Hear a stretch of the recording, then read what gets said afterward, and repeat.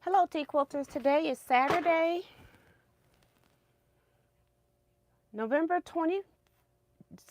January 25th, 2025, and we're here for 2 hours live sew and chat, but I also got items for retreat and pillowcases. So we're going to do that first and get that out the way,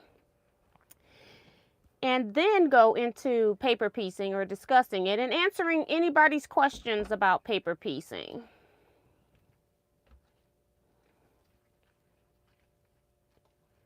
Just trying to get myself into chat here, so give me a minute.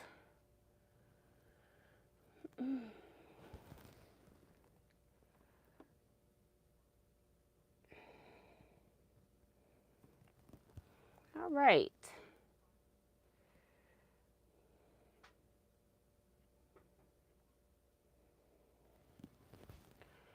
Thank you, Sue GSD. She says, hello, Tea and Quilt family. 151 days until retreat 2025.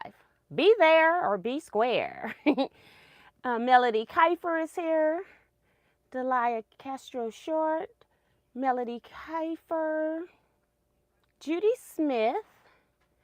Betsy Layton. I got to see her at Scrap Quilting Club today. Vivian Calvey. Bonita Nance.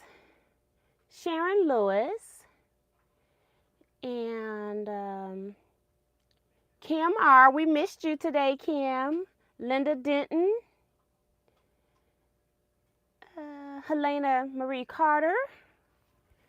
Darcy Savali says, hi, Tea and Quilters. Give Tea her thumbs up and subscribe. If you're new here, hit that bell for notifications. Also, check out the Facebook page, which is Teaquilts LLC. Make sure you answer the 4 questions so that you can gain admission. Thank you, Darcy.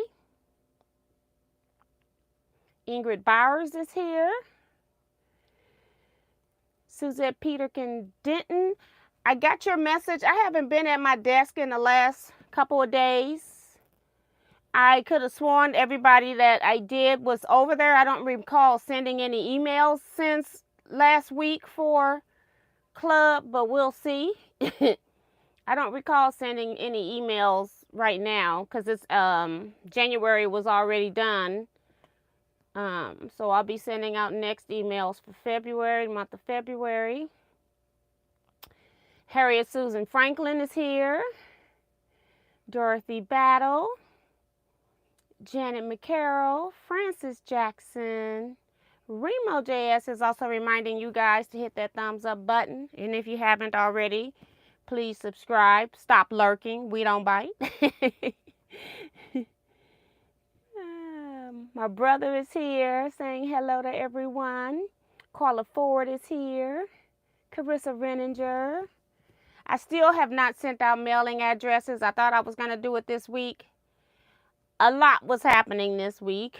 I didn't get done what I wanted to get done this week. Hey, Kevin the Quilter. Got to see him today. Zandra Odom is here. Judy Hebert. Sheila Willis. Michelle the Quilter. Phyllis G. Hey, Phyllis. Lana Dean, Deborah Sims Brown, Peggy O'Connor, got to see her today, Patricia Priest,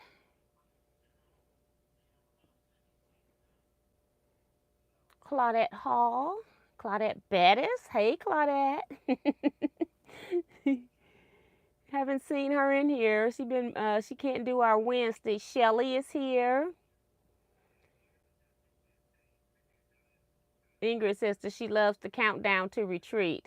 Very excited to attend my first Teaquilts retreat. So awesome, awesome. We're looking forward to it. Damali J is here.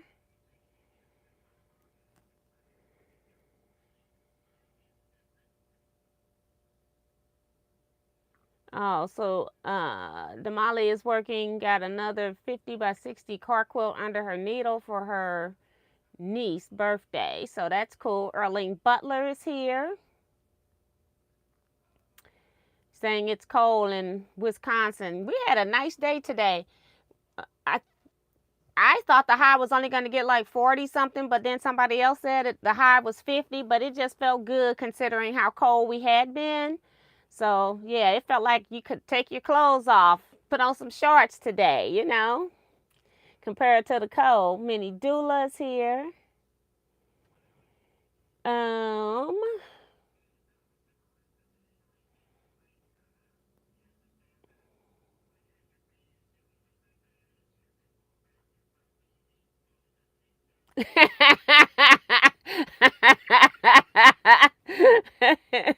that is too funny. Kevin says 200 pillowcases needed for 2025 Teaquilts pillowcase drive. Thanks to those who have sent in pillowcases and keep them coming in.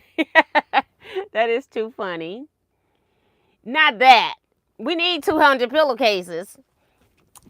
Kevin think he's slick.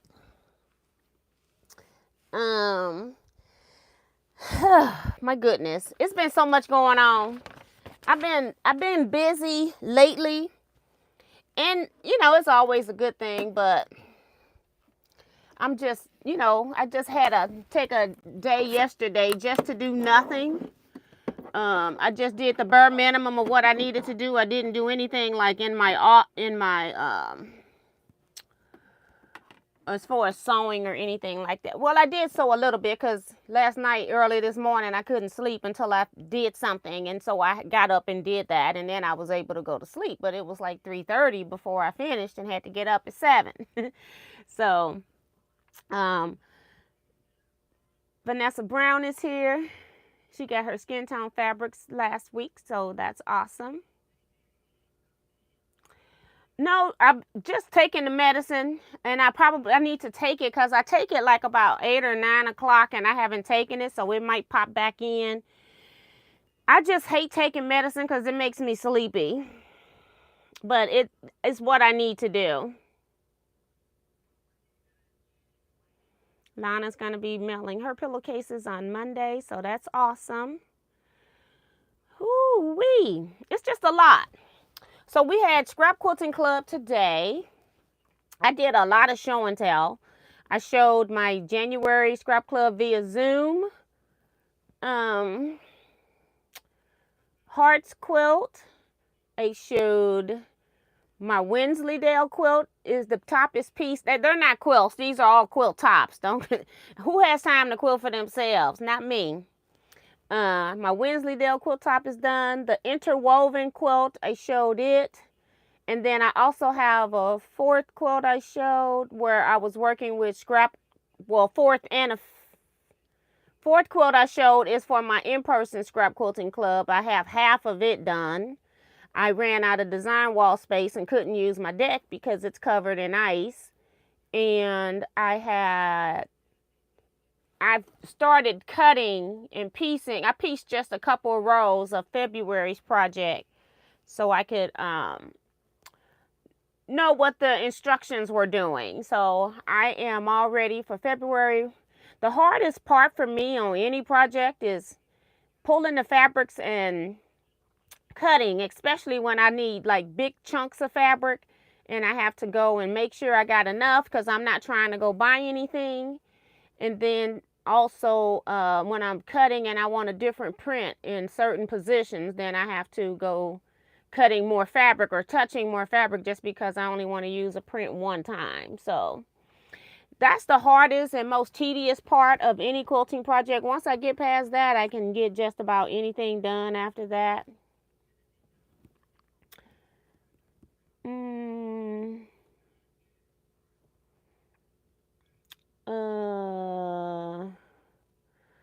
Darcy's asking how many pillowcases do we have prior to tonight. We have 40, if I'm not mistaken. Let's double check.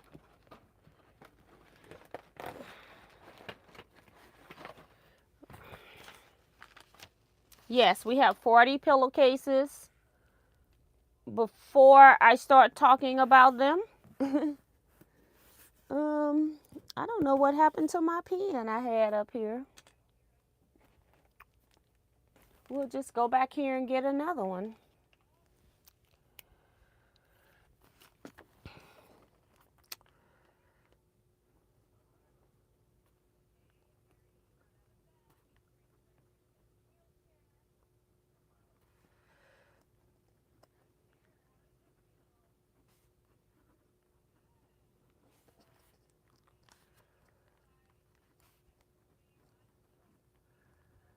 Okay. So I can write those down. And then I do have one more thing I have to write down. Um,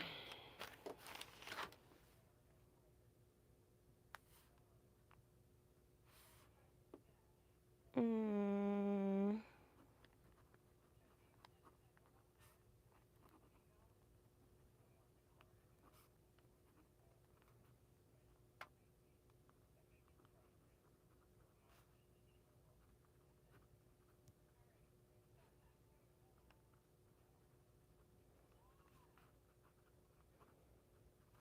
all right. I got so much stuff to keep track of. It's like, let me write some of this stuff down before I forget. All right, we'll need that back. So at Scrap Club today, we did had some people turn in pillowcases. So I'm just going to quickly show you these. Celeste made 6 pillowcases. She's new to our group. She just joined this year. I've been knowing Celeste for many years though, because she is a line dancer. She and I both are on hiatus right now.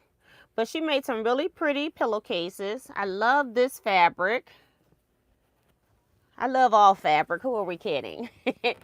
So it's really pretty. Love that. And so she used that same bottom and made 3 additional pillowcases, but they got like different tops with the same colors. So that's 2. And then this is number 3. So she made 3 more. This one here, just solid print. Whoops, this is the top. Be a solid print all the way through. Pretty, pretty. And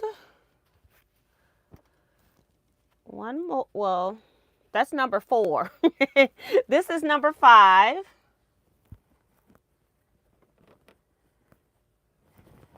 Got the calico looking print. This looks like an updated print, so they might be bringing those back out. Especially, you know, I don't look at a whole lot of Civil War stuff, so, you know, I'll miss it if it comes back. But I'm not trying to buy any more calicos. This does feel good, though. And then this last one, which I love the chevron, so it's my favorite just because it's a chevron. Has nothing to do with anything else. Very pretty. So those 6 are from Celeste. So I just wrote her down so we wouldn't have to do that. So that is 46 pillowcases. This part I did not think through because I don't want to put these on the floor now.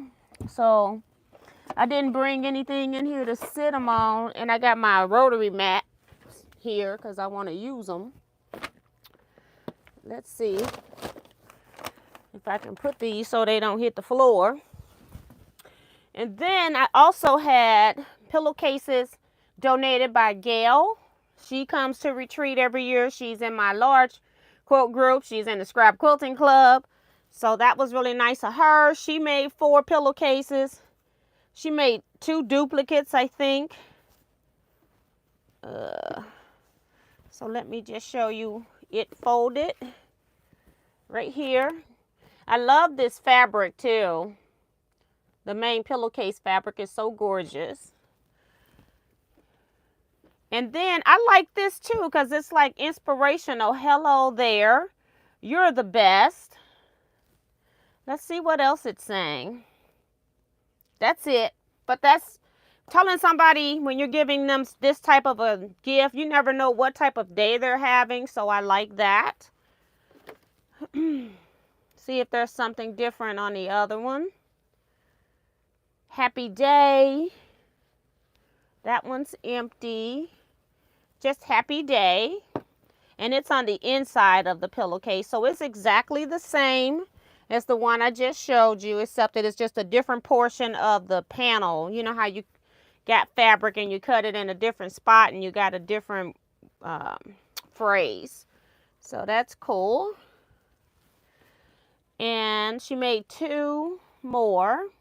Ooh, little cherries. Pretty, pretty. They got to show theirs at Scrap Club. And then they gave them to me. They were giving them to me before they showed them. They weren't going to show them, but I made them do show and tell anyway. They need to let the other ones know I made pillowcases. So here is her last one for number 4. All pretty. I thought they were 2 sets, but she's got 1 set and 2 singles. Very pretty. All the fabrics and the coordination is just gorgeous on all of these pillowcases. So I thank you guys for doing that. Really, really appreciate it. So 46 and 4. We now have 50 pillowcases out of 200. So we are at 25% of goal at this point. And then Lietta was also at Quilt Gill. And she is donating, let's see. I was trying to see. Yes, a signed copy. It's got her name in here. But it's a signed copy from Guyleen. She's donating her Trash to Treasures Pineapple Quilts book along with the tool. So this book will be put aside and given out in the notion section because you've got both pieces. I'm hoping I remember to put this in a bag so that they don't get separated. So that's a retreat donation she gave me today, so I appreciate that. Thank you, Lietta. And then I got a box in the mail from Kim Kelly.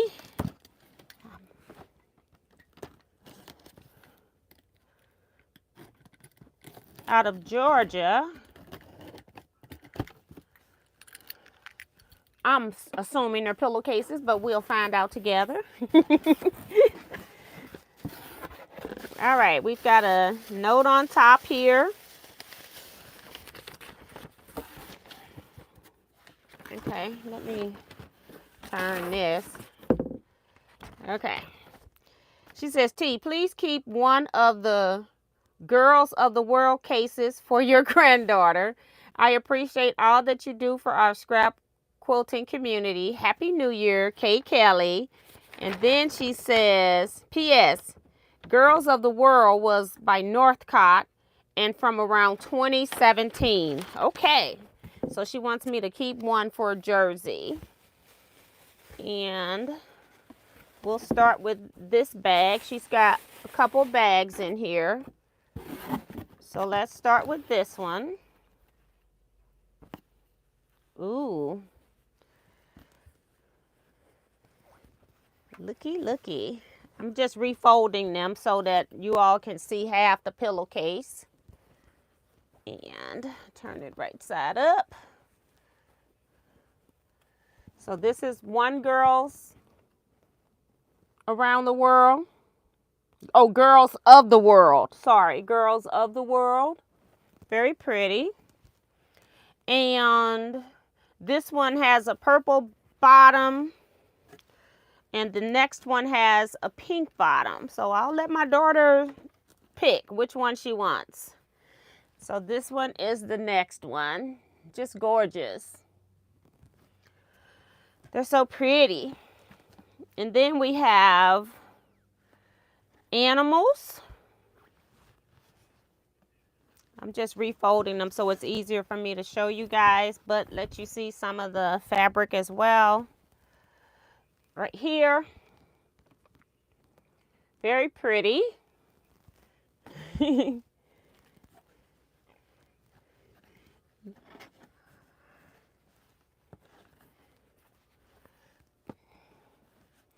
And so that's 3. This is number 4. Ooh. Some kids gonna love this one. Or even an adult. Everybody likes Spider-Man. Looky, looky. Very pretty fabric, too. I don't look at novelty fabrics a lot, but this is really pretty. I think it might be the best Spider-Man print I've ever seen. And then we have another bag. So let's put these back in the bag for right now. I think I'll see my daughter tomorrow. I just don't want these to get, you know, I want the pillowcases to get strings and stuff all over them, so. And I'll put the other ones in here too. So that was 4. How many is this one? 1, 2, 3, 4, 5? Yeah, 1, 2. So let's write this down because I'll forget. So that's a total of 9 pillowcases. So now we're at 59.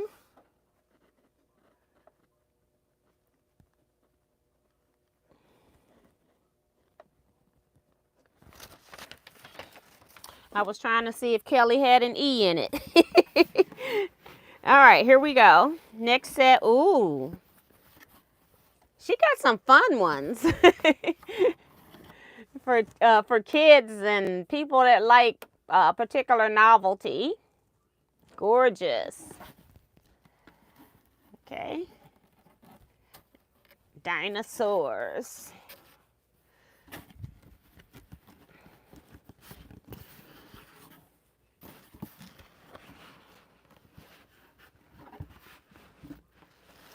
And then turtles.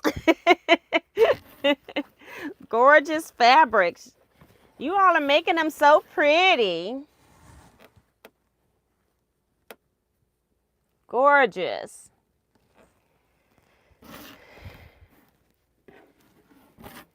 Gorgeous, gorgeous. That's 2. We got 3 more. So she got a total of 9. This one's a nice one for a male or a boy if they like colors like this. Very nice.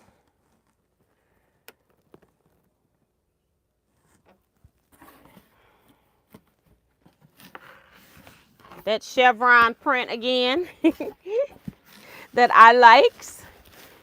And 2 more. This one's so soft and feminine. It's so pretty. Right here. Flowers.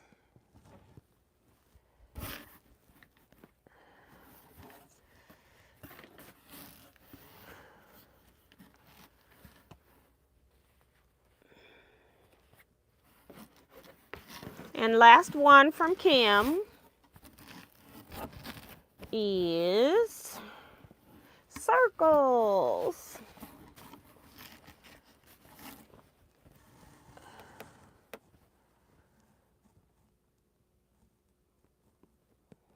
Gorgeous.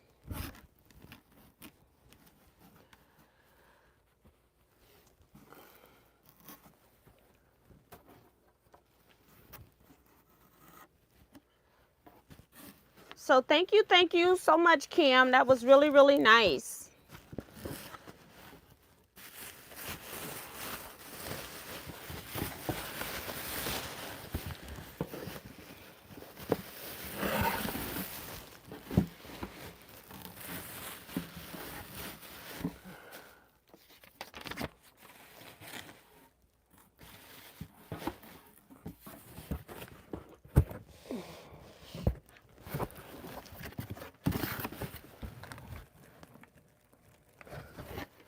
Just sit these other ones on top.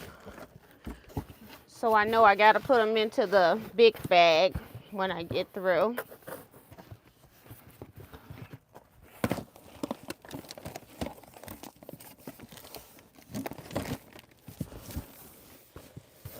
Maybe I'll just sit them on the floor because I don't want it to drop. All right. So that makes us at 59. So just say 27% of gold. So that we're doing really good with the pillowcases. Peggy had pillowcase at retreat, realized she had to take them apart or something. Betsy had pillowcases packed to donate, and she left them at home. She was so mad at herself. And so the pillowcase drive is doing very well. I think 50 was my original number for pillowcases. So we increased it because Sue didn't think that was enough, nor did Kevin.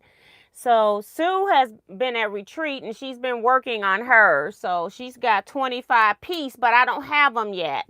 So she'll probably have them at retreat. So, but yeah, so Pillowcase Drive is doing very well. So I'm not going to count them until I get them in my possession, because otherwise I'll forget how many people have made, or to write them on the paper so we can get the true count, because I don't want to have to start from scratch once we get the pillowcases and trying to figure out how many we got. So that's what we're going to do.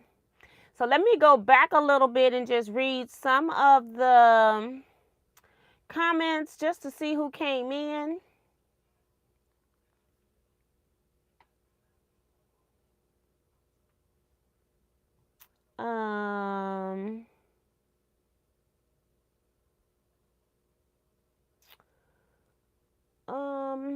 I don't know how far back I gotta go. Hold on. A lot of people were saying they love Celeste's colors and saying beautiful job, Celeste and Gail. Yes, all those pillowcases, every last one of them I just touched is beautiful. Do you need them pre-washed? Most times you give something like this away, the places are they're kind of required, like even with new bedding, to wash because of might be allergies or anything like that. So it's kind of like getting a new pillowcase where you get a new bedding, you go wash it. So I just leave it for them to wash, because I know if I receive pillowcases or anything like that, I would wash them before I use them. So I'm not going to worry about pre-washing. None of them that I have gotten have had any type of odor. If that were to occur, I would go ahead and wash. I have to put those to the side so that they could get washed. But right now, all the pillowcases are good. So I'm not going to pre-wash anything.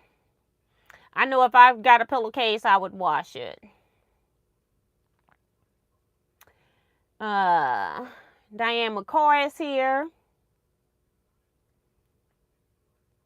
Arlene Butler, what is the pillowcase measurements? It's a standard size pillowcase. Just Google hot dog pillowcase or burrito style pillowcase. On the Google, I have given a link on my community page on YouTube. If you go to the community page, you got a link to a free pattern online. There are so many free patterns online, you shouldn't have to pay for it. Pillowcase pattern. People saying beautiful pillowcase is pretty. So cute. They are all cute. So yeah. Hi Tracy Middlebrook. Thank you for hitting the thumbs up button. Carissa says how cute. My daughter would love that. Talking about children of the world. I think that's what it's called since I put it up.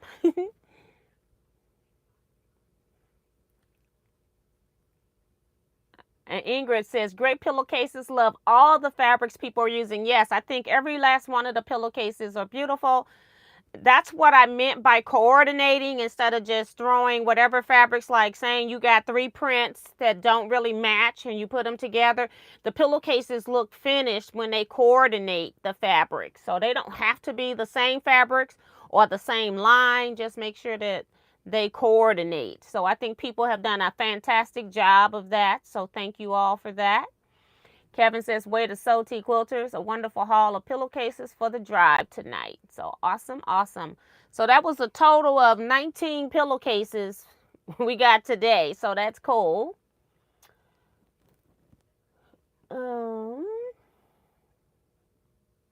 People says, great job to Kim. Wow, Kim. So thank you so much.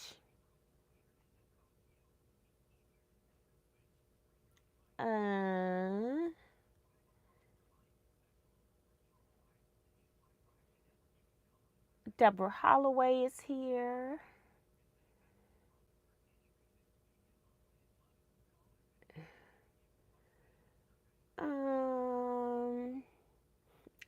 Peggy talking about, yes, I was a mess today. Cut them wrong, then sewed them wrong. I'm sewing them now. I didn't realize she had even cut them wrong. I thought she just sewed them wrong. So she probably realized that when she took it apart. Grandma Tina is here. Oh, she says you have 58 now.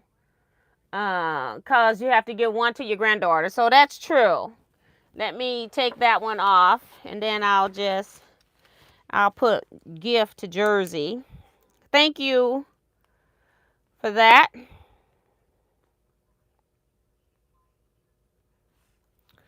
So let's put this.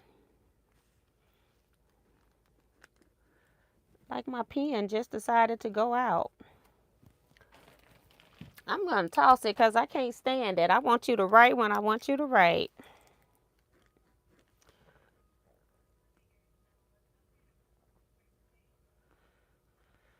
I'm just putting on here one to Jersey. Okay.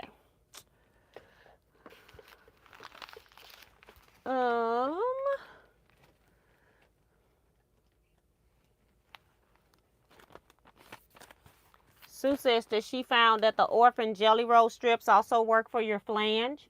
So that way you could really use the entire yardage for the bottom and the top and alternate them, and then use an optional jelly roll strip. So that's cool. And Kevin also says great idea. Linda Williams says so much variation in fabric prints among them. Absolutely lovely pillowcases. Yes. 27, yeah, because that's your full yard. Jaquel saying 27 inches body, 9 inches for the rest. Yeah, whatever you got left at that point, because a little inch or two is not going to matter. So, yeah, thank you everybody for doing the pillowcases. So keep them coming. Thank you, Kim, for mailing in. I may use this cutting board instead. I went and pulled the other one, but this one's a little smaller. Let's see. We're going to talk about paper piecing, but I need to get my tools out for that. Some things I use.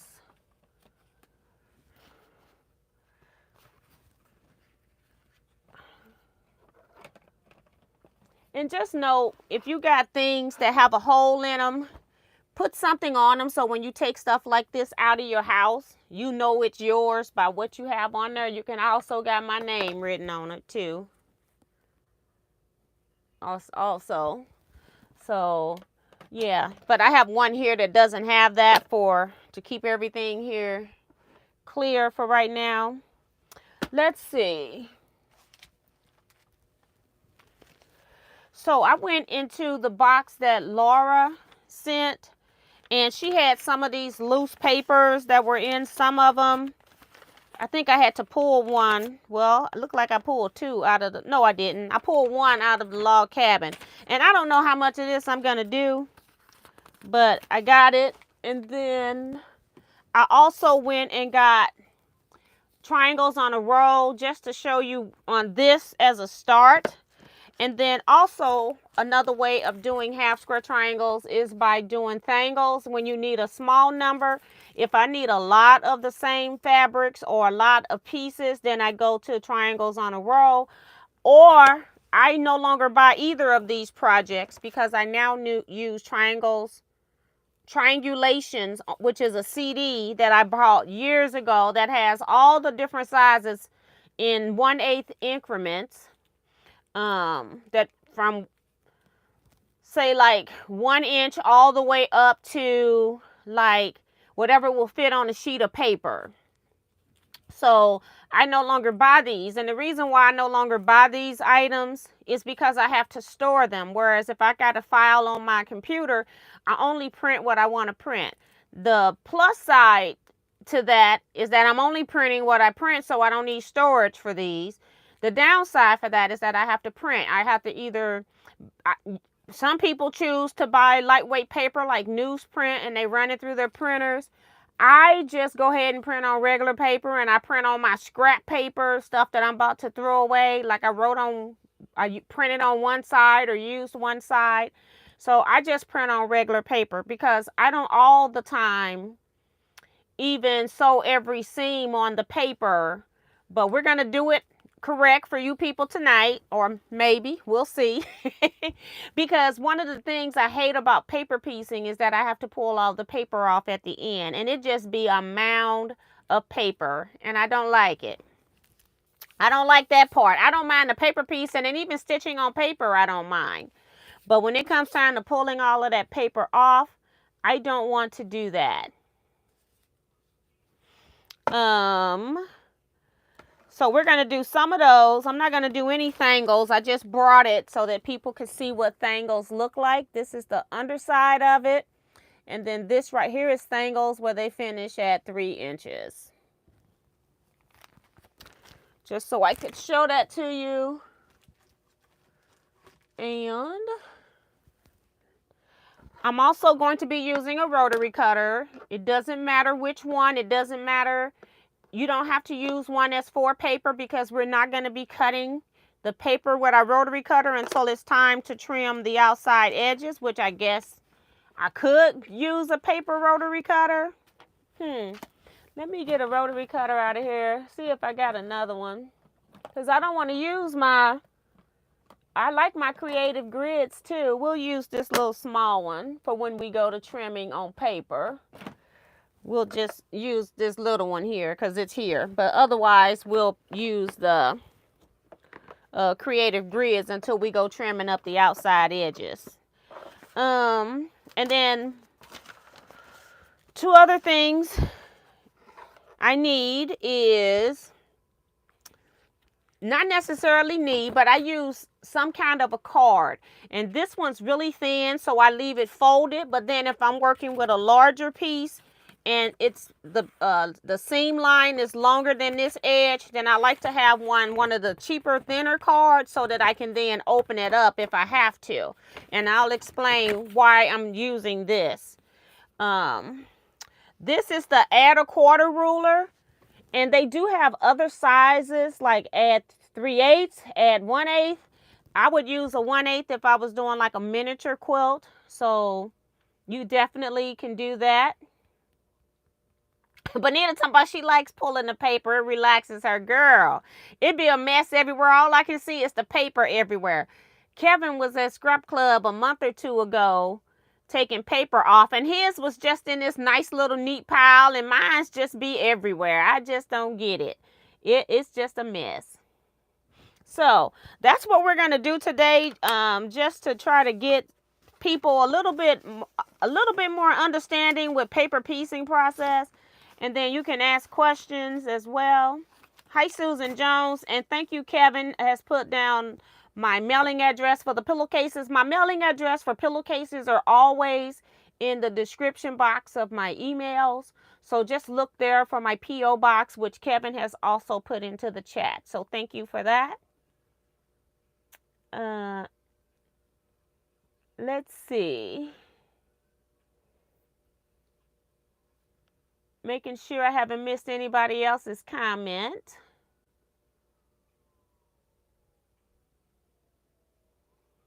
And Quilting Dot says that was a good idea for retreat, putting something on your rotary cutter. Like I'll use a piece of scrap, whatever I got hanging around, it doesn't matter. And then if it's even better if I can use one of my black marking pens and put my name on it. Because most people will not intentionally take your stuff.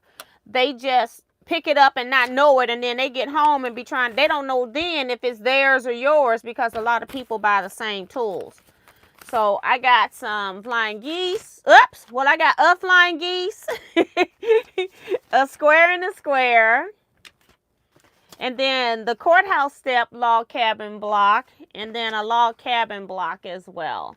So those, along with the triangles on a row, is what we're going to do today. So let's take this off. I don't even know what size they are. I just went to my stash because I didn't want to open up the ones that Laura donated. I wanted to make sure that whoever got those at retreat as a gift could open it themselves and know that it hasn't been used. And sometimes, like, it'll tell you on the packaging how many half square triangles are on here.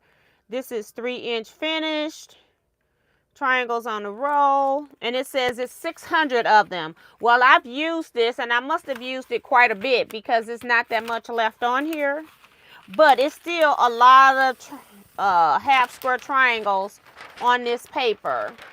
So I'm going to roll this back down. It's still a lot. It's probably still a good 100 on here easily. So I just want to roll it back down so I can show you what triangles on a roll look like, because to me it's paper piecing as well.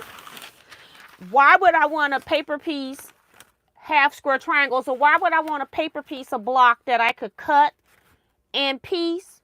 It's because if you're not feeling comfortable with your 1/4 inch seam, these are more accurate because you're cutting on the line after you've already sewn. So these are more accurate than doing them freestyle if you're not comfortable with your 1/4 inch seam.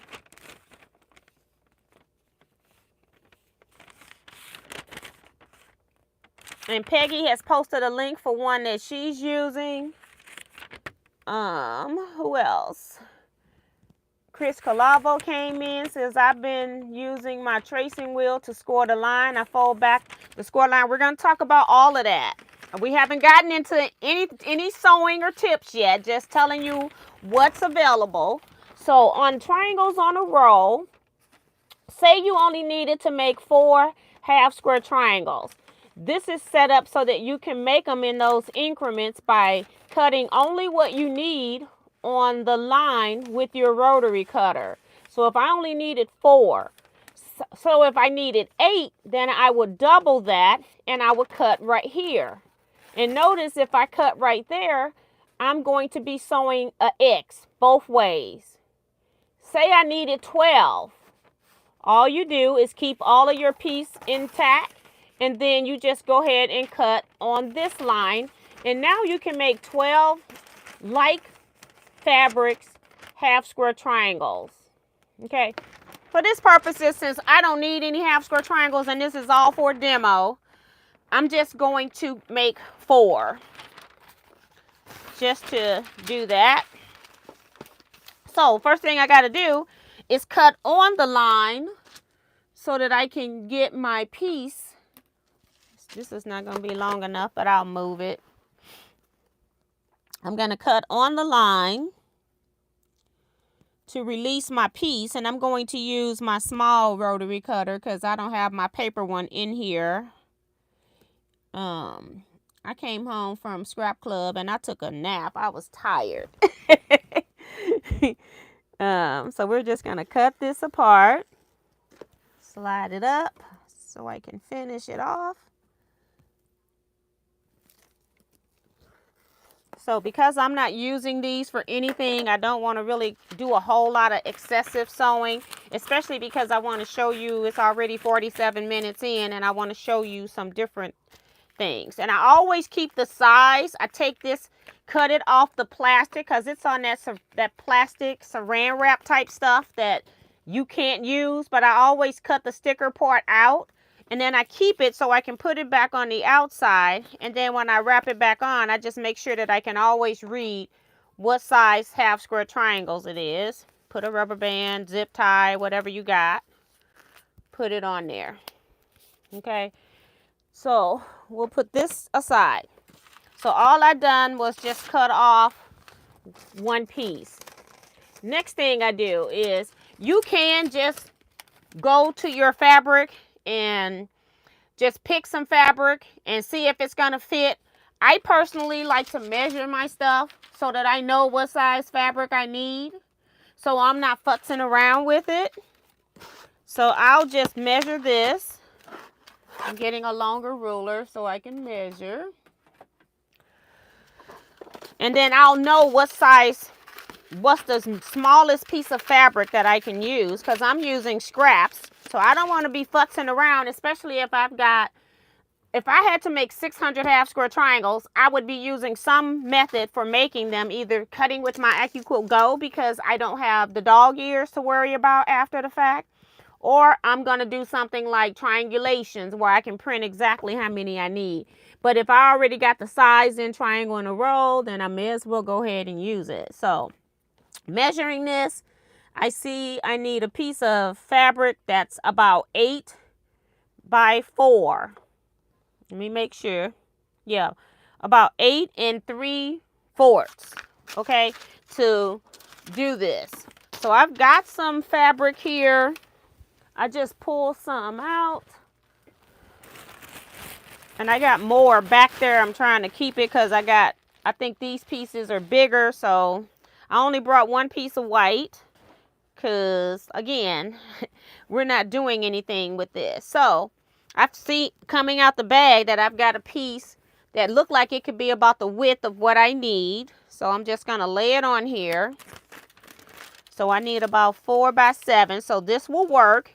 And so then I'll just cut this piece off. Let me get my other rotary cutter out because I'm going to be using it the most. I'm only going to be using the small one when I'm trimming up the papers or my edges.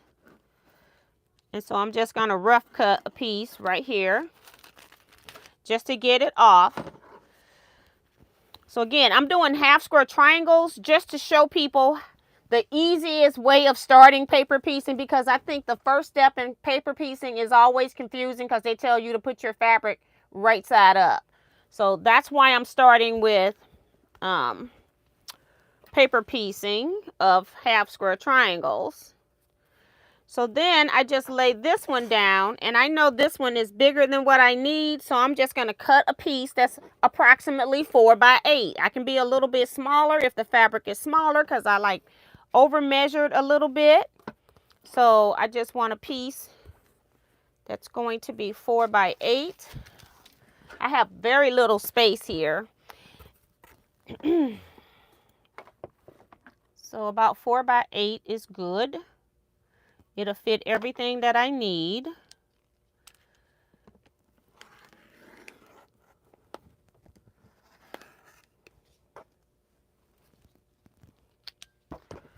Put that there. And then I'm just going to put this light up here because we're going to be coming back to that. We're going to use that most of the night because I just didn't feel like pulling fabrics. I've been pulling fabrics for a while and I didn't want to pull anymore. So sit the ruler here because we're going to be using it off and on. So now I've got a piece of red and a piece of white. And what do we do when we sew fabric together? We put right sides together. So that's exactly what I have done here is I put right sides together. If I was doing traditional paper piecing, we tell people on the back side of your piece, so this is my printed piece, we tell people to put your first piece right side up. Two things happen. People get already discombobulated because it's on the wrong side of the fabric, and we've got right side up because they feel like the right side should be facing the right side to where we are over here, or that they should be putting their fabrics on this side. The reasons you don't want to put your fabric on the printed side is because you need those printed lines so that you can see where to sew. Now, I do have an open toe foot on. I'm still using my straight stitch because I didn't change my Bernina settings. So normally, I'm just going to pin this on just so I can show you what I'm talking about.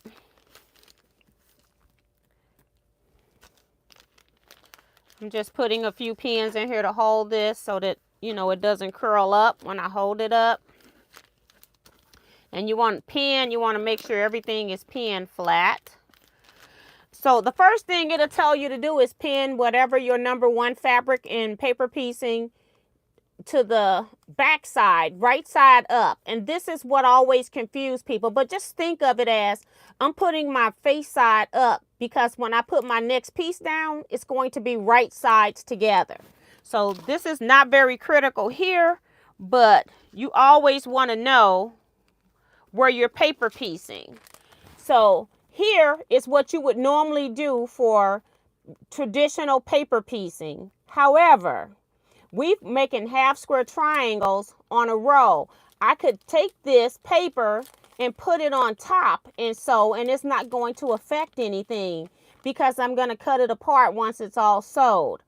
But I wanted to show it to you backwards because that's how traditional paper piecing is going to be. So in true essence, when you're using this type of thing where you're doing it with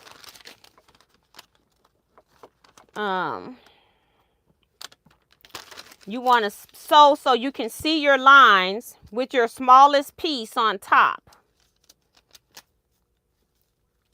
But I just wanted to show you because red shows up better than putting the white on back of the white. So now I'm going to repin. And when you pin, you don't want to pin it so that it has puckers or you're adding additional space. So I'll smooth it out as I go down, lift, and pin. Smooth it out, lift, and pin. And that's because I'm dealing with the triangles on a roll and they have been curled around. That's why thangles came out, because it was all kept flat. So let's go ahead and sew this. I've got directional lines telling me how to sew. So I'm just going to start here, sew off the paper, and then come down this other side. I'm going to sew on the dotted line. Get down here, turn around off the paper, come back up, come up here, and then come back down onto the dotted lines. So I'll sew that and then I'll show it to you. And this is where I'm so left-handed. You know, I have to make sure I turn this so I'm going the right direction, because I always sew the opposite direction because I'm left-handed. But that's just because I'm more comfortable doing that. Also, I normally stitch with a stitch length of 2.0. When I'm paper piecing, I do take it down to like 1.5, 1.6. You can decide I'll do 1.6 today, because you're going to be tugging that paper off. And you need to make sure that when you start tearing the paper off, that it's not going to rip your stitches out with it. So that's why you want to do that. If you're using traditional computer paper, you may want to use a bigger needle. I have never used a bigger needle because I used the smaller stitch. But you might want to use a bigger needle than you would normally piece with, because it helps to perforate the paper as well. All right, so we're just going to sew on these lines, on the dotted line, because we're going to cut on the solid lines. So when I get to the end, I'm just going to go ahead and sew off so I can turn it and come back on the opposite side of the dotted line. Depending on how many of these you're making, I probably wouldn't do any more than 12 at a time, just because you got this big piece of paper you're going to be turning around the whole time. So just be careful of how many you decide to do at a time. Probably 12 would be my comfortable max. Trying to get this right in front of my dotted line. It doesn't matter what I stitch off the fabric, off the paper, because I don't care about that. That's what the paper is for. Oops, I got to back up because I went to the other side. So I'm just going to back up so I can get to my dotted line. And now come back down. I went a little bit too far talking. All right, I'm done. And we're going to cut the thread. And then you see on the back where I have sewed on those dotted lines. Up here at the top, I overshot the line, so I just backed up. I didn't go all the way up to the top. I just backed up so that I could come back down on this side. So this is what it looks like on the front. You can't see any of the stitching. That's why I showed you the back first. Next step, take your pins out, and then you're going to trim the outside edges all the way around. And now, because I'm going to be trimming paper, I don't want to use my regular rotary cutter. I'm going to be trimming on the paper, and I don't want my blade to get dull. So I'm going to use my small one for that. And I'm just going to trim right on the dotted line. And I also use like a line on my ruler to square up with the paper as well, just to make sure I keep everything square.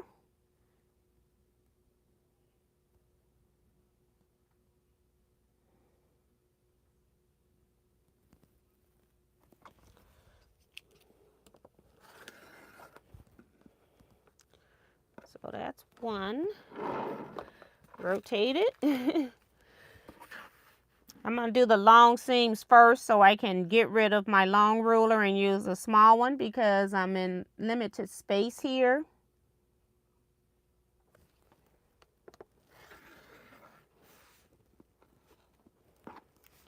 All right, so I've just trimmed top and bottom. Now I got to do the sides.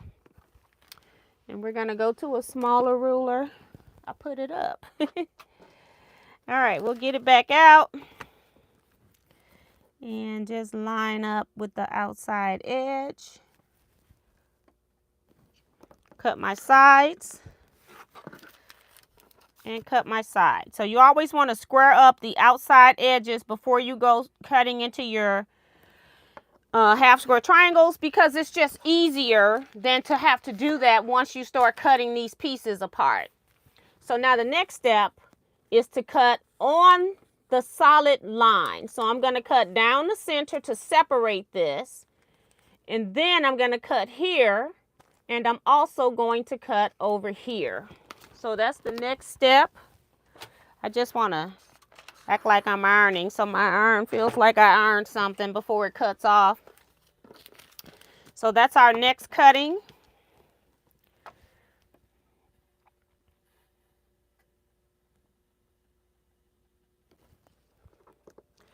I'm going to cut them apart, then cut each diagonal.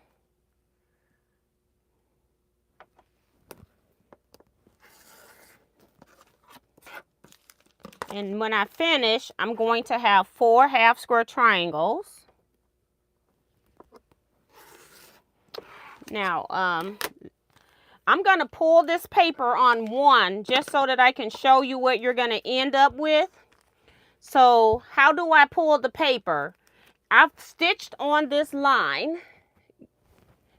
What I like to do is just fold it back so that I can get a crease mark in it, and it's easier to tear that way. Just comes right off, especially with the thinner paper, but it happens with thicker paper too. And then I pull off the other side. I try to pull the biggest piece first, or the piece that's on the outside. For half square triangles, I try to pull the biggest piece first. So here's my half square triangle. I'm just going to press these seams to the dark, because again, I'm not doing anything with these because I want to show you what I'm going to end up with.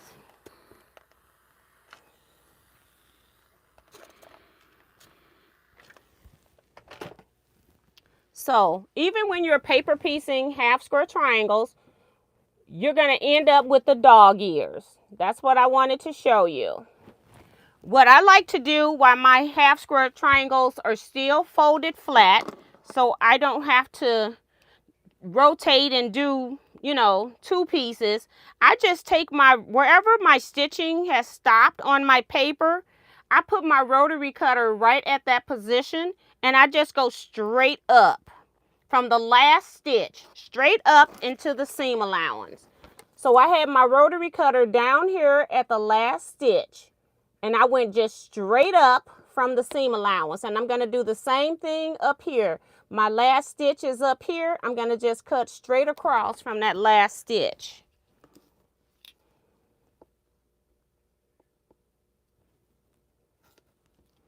All right, so we got both of those done. I'm going to pull the paper again.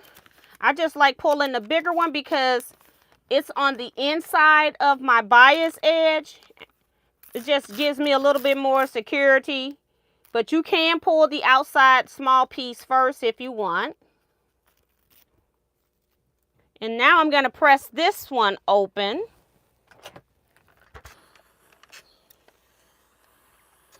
So I try to do everything cutting and sewing before I press my half square triangle open. So when I have my half square triangle pressed open, I now don't have the dog ears that you see on this one. So I get rid of everything while I'm already at the rotary cutter.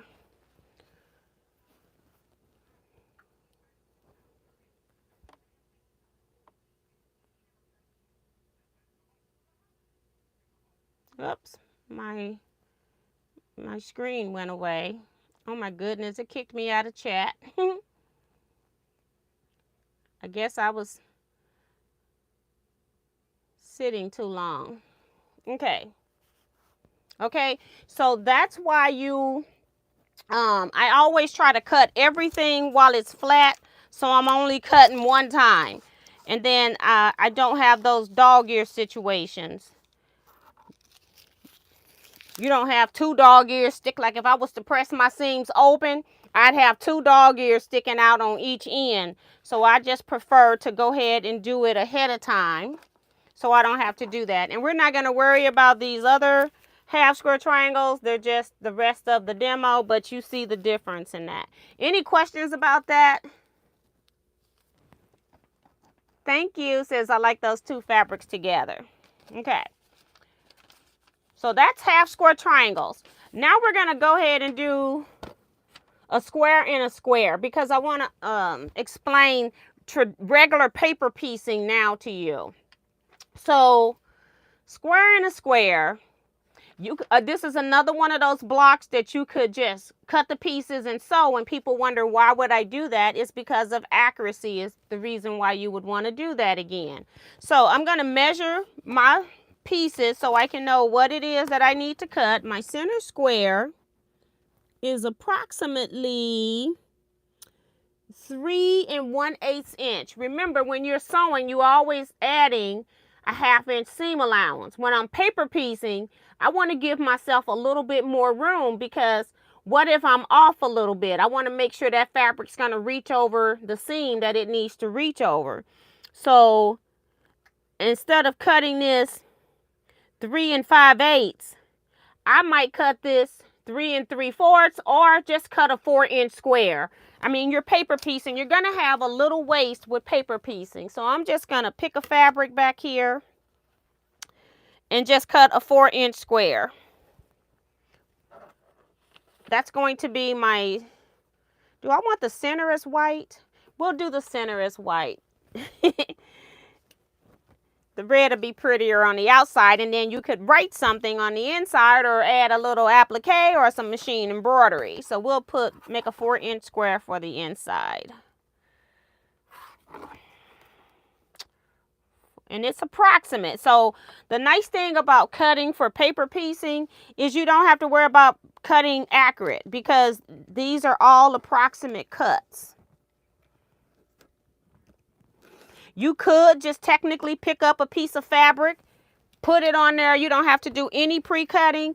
But say I had to make 400 of these blocks.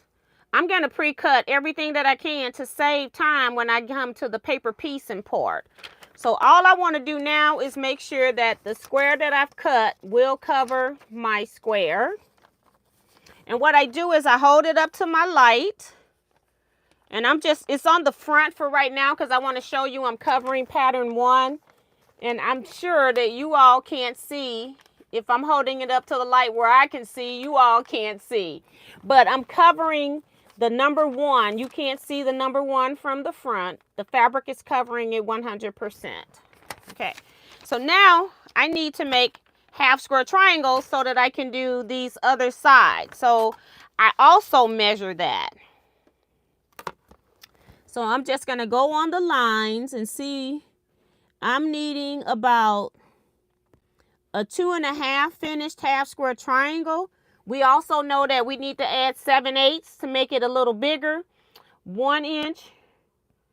So if we got 2.5 right now, you need 7/8 inch.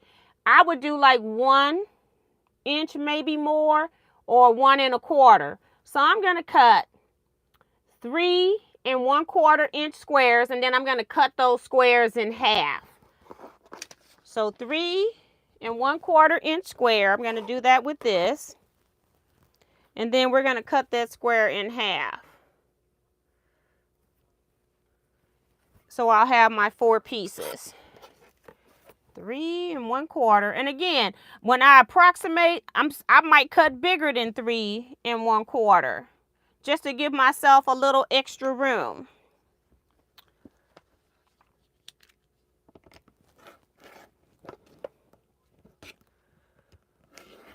And then I'm going to actually rotate this because I've got selvage here. I definitely don't want to use any selvage. I'm just going to cut everything off up to the selvage.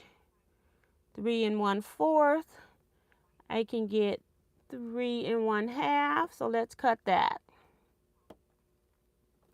I always want to go bigger than smaller, especially when you've got angle pieces. And then I'm just going to take my ruler, go corner to corner, and cut once diagonally. So now I've got my pieces roughly cut. I don't have to accurately cut any of my pieces. So I've got these 2 pieces from the first square, another 2 pieces from the second square. So now I've got my corner pieces to make the square and the square block. You do want to check and make sure that when you put this on that it's going to cover again with the seam allowances. And I'm fine. Always check your paper beforehand. Now this is going to be different. When I was sewing the half square triangles, none of my lines intersected because I was sewing half square triangles. Now we have the issue with lines are going to be intersecting because they're going to be intersecting here, intersecting there, intersecting here. They're going to be going across other seams. And we're going to need that because we need to make sure that we got that extra 1/4 inch on the outside when we sew this block to something else, that this block is going to be perfect. So what I do, that's where my piece of greeting card comes in. Like I said, I use the cheapest ones, or I'll use, you know how magazines have those inserts in them? I would keep those. You want something that's more thinner. And then I like the thinner greeting cards again because I can just open them up when I need a longer piece as my piece gets bigger. So right now, all I want to do is for every line on here, so the line between, this is number 1, the line between 2 and 1, I'm going to put this card on the line, and I'm just going to give myself a fold line, and I'm just going to press it. You can use your wood press. I'm just going to press. And the reason I'm doing that is that I'm giving myself a mark so when I turn to the back, I know where to put my fabric on the back. And I'm going to do that all the way around. So I just did number 2. We're going to do number 3 next. Take it and press. Number 4. And these press don't have to be 100% perfect. They're just your eyeball measurement. That's why you want to cut your fabric a little bigger than what you need. You never cut the exact size. All right. So I'm going to show you the back of the paper because it's easier to see. You can see the fold lines. You couldn't see anything on the back of the paper earlier as far as lines were concerned. Now you can see my fold lines. And I'm going to be using those so that I can use it for placing my fabric. So the first thing I'm going to do, this is what always confuses people. This is my printed side. I'm going to put my white center on the back of this, and I'm going to put it right sides up on the back. You're sewing backwards. So right side up. And then how do I secure that? And I'm just going to center it over my center. I know where the lines are. I can see them. So I've got it centered over center. There's a number of ways you can stick this to this paper.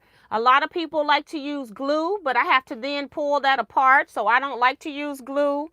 I just go ahead and use a couple of pins. And I like flathead pins at this point, because it just helps to hold everything down. Again, whenever I'm pinning, I want to make sure that I'm not pinning in a pleat.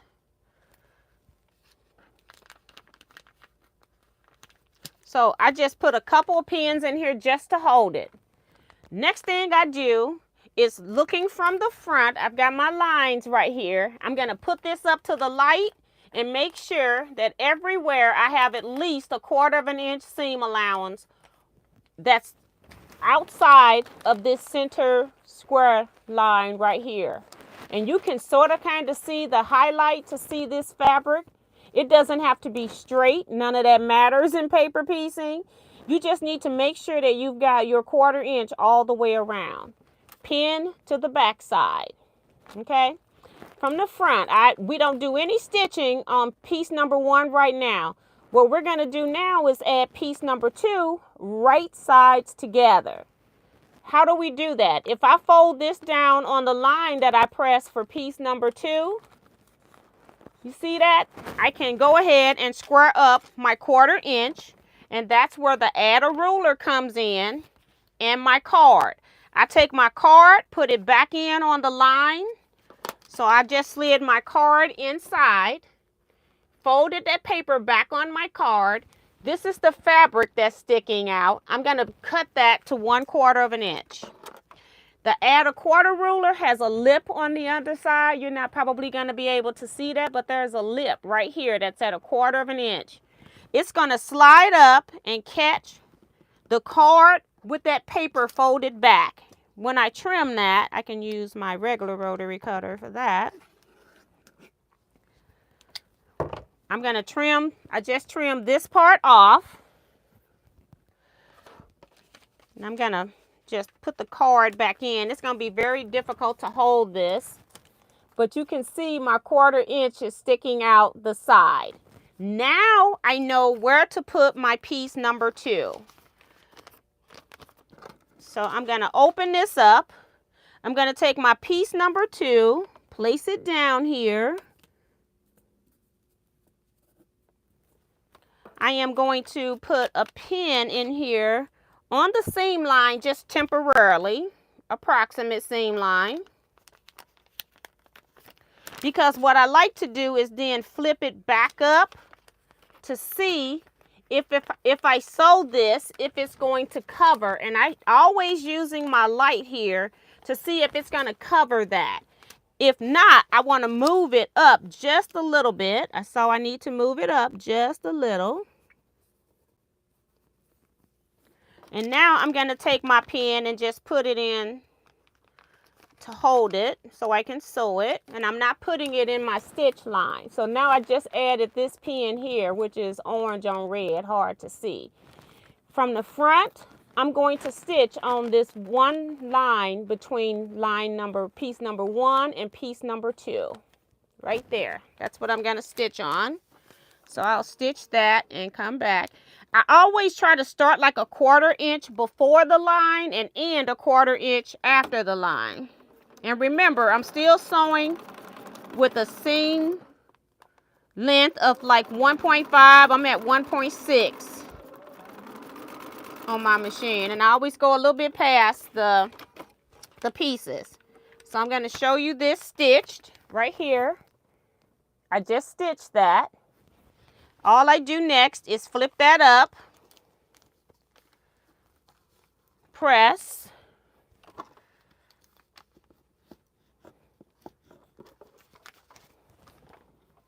my iron cut off. And when you're paper piecing and you go to press, you want to press with a non-steam iron. And that's because you don't want to wet your paper and have your paper start to draw up on you. So I just press that piece up with my wood press right here. And then when I hold it up, I see that I'm okay. Now on this, I could have cut it a little bigger because I forgot to add in seam allowance, but it's a good thing that I added extra in, okay?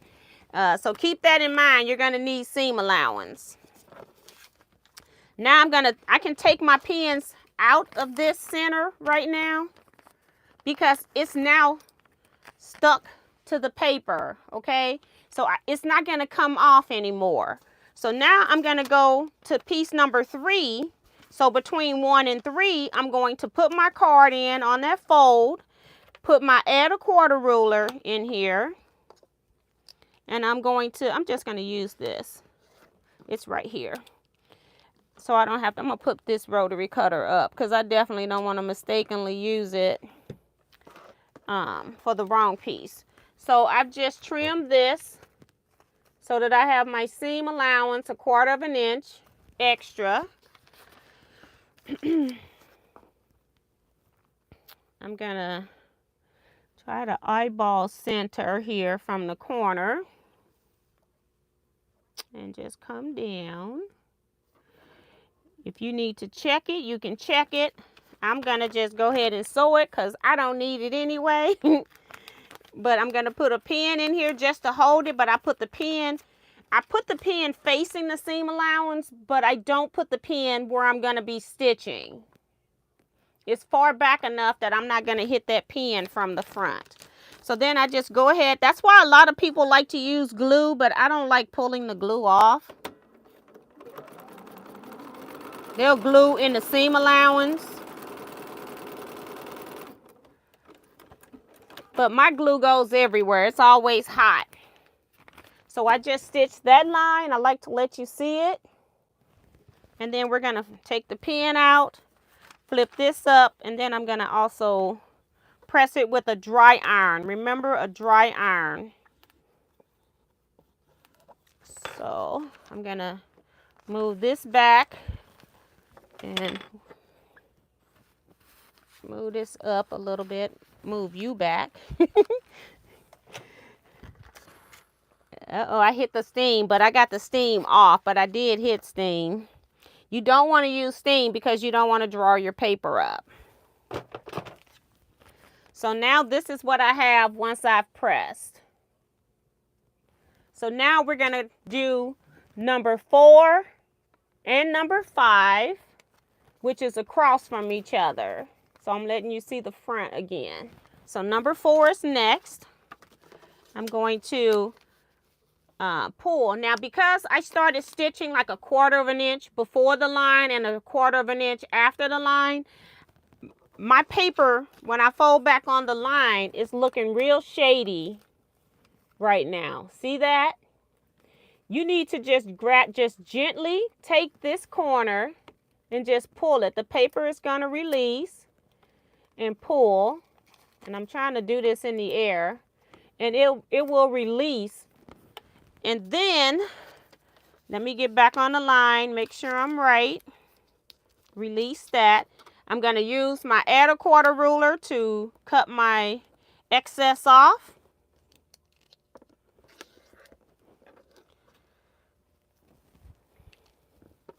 And matter of fact, since these seams are not going to cross, I'm going to go ahead and do it for the opposite side.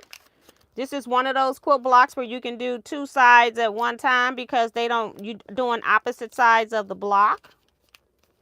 I'm going to take my add a 1/4 ruler so that lip gives me my extra 1/4 I need.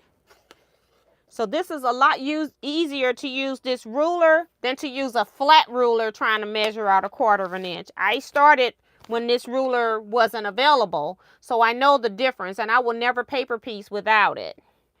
And they have them in, like, if you're doing bigger blocks, say you're making 12-inch log cabin blocks, they've got this ruler in larger sizes so that you can use it for your bigger paper piecing as well. Okay, so this is what my piece looks like now. My ends are nice and neat. On the back, you can see where I have torn my paper because of the stitching that I overlapped here, but you want that overlapping stitching in your seam. So, but you can see where the paper was torn. Over here, it just came up without ripping, but over here, it actually tore a little bit. Don't be concerned if your paper tears a little bit. You're okay. So now I'm going to go ahead and do the corners for the opposite sides. Since I didn't cut these big as I need them, I'm going to just try to eyeball it from center here. Come down. Just trying to get a little closer. Now, I've been paper piecing for a long time. I technically don't need a pin, so I'm just going to show you that. Long as you hold on to your piece without letting it move.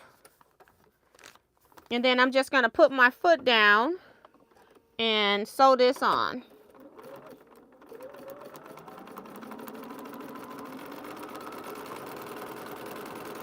So I don't need a pin. I don't need glue. Once I get that first piece on, I don't have to hold on to any pins or glue at that point. I just put it down, make sure nothing moves, And then I can go and do the other side because these seams are not going to cross each other. Just want to eyeball approximate center. Again, I'm not doing anything with these blocks, so it doesn't really matter. If somebody wants these blocks, you can have them. I'm just doing these for demo purposes. Again, I got my piece just laying here. I'm not going to use any pin. I'm just going to bring it over to my sewing surface, start 1/4 inch away, and I'm going to stitch it on. Now, when you're first starting, I recommend you use pin or glue. I've been doing this a long time. Right here is my sewing. So now I can go ahead and press all of these up.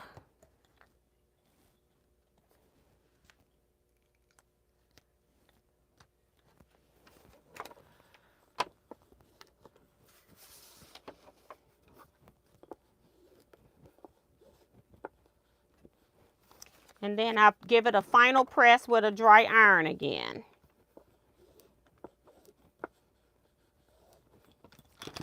Okay, so let's do that. Both sides need to be pressed.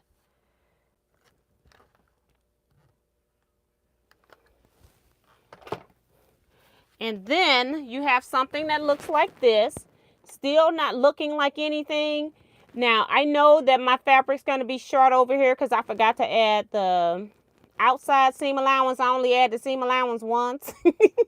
But I'm going to square this up as best I can so I can show you what it looks like. 1/4 inch. I don't like this one for that. We'll use this ruler. Put this one up. You know, you have different types of square up rulers for different projects. That's not the one I want. I want one that's got the 1/4 inch line all the way around. That one didn't. Because I'm just basically putting my 1/4 inch line on the outside edge. You want to definitely use a rotary cutter that you don't mind going through paper with. And then I'm going to turn it around and do the other two sides. And I just have where I didn't put enough fabric on the outside edge. But it'll cut off any extras that I do have. Especially the dog ears are gone. So, again, I forgot about the edges, but I got just enough, like 1/8 inch seam to sew that in if I was sewing that in. I'm not gonna, you don't pull paper on these type of units off until you sew something on each side. So let's see if I can sew something on a side. I need another fabric. We can use the white because it doesn't matter. Let's just cut a piece of white. Say we're gonna put a 1-inch strips on each side. I'm just gonna rough cut a piece because I don't know what size. I think that block might be 5 1/2. Let's do that. We'll cut a piece 5 1/2 by 1 1/2.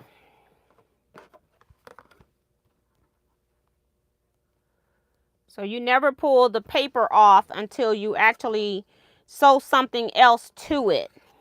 Oops. So I'm just going to sew something onto one side. So because my paper has technically been cut, my fabric is the right, oops, it's not 5 1/2. I should have measured.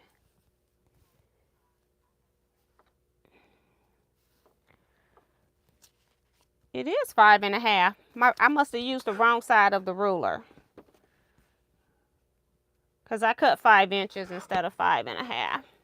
So let's cut another piece. 5 1/2. I used the wrong side of the ruler. 5 1/2, not 5. We want it, I think it's 5 1/2. Let's see. Yeah. I want to make sure now. I'm second guessing myself. All right. 5 1/2 by 1 1/2.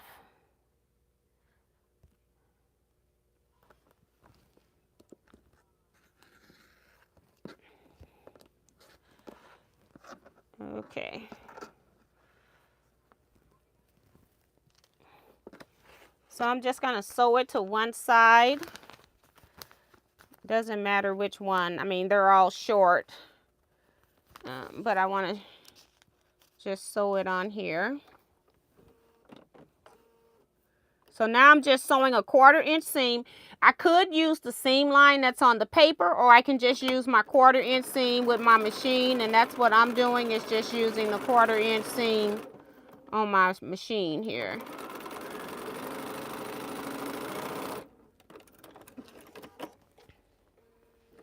So I've just sewn that, and then I'm going to press it over. Let's see.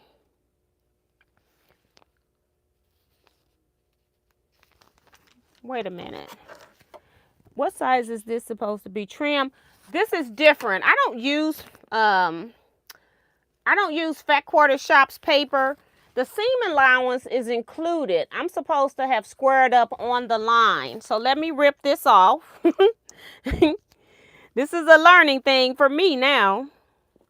And paper piecing is a pain in the butt to rip. So I always go to the paper side and start, because my stitches are so much smaller. I'm just trying to get up under one of these seams. I might be, because I got to square this up on the line, then it'll fit, and it's 5.5. I mean, I have to square up to 5. So I did have enough fabric. It had the extra seam allowance. When I flip this back, let me show you why I noticed that it was wrong. Because when I sewed my 1/4 inch seam, I still got all of this extra. My seam should be coming through right here. So we'll correct that. Let me go from the fabric side, because it's hard to see white on white. It's kind of like black on black. It's hard to see.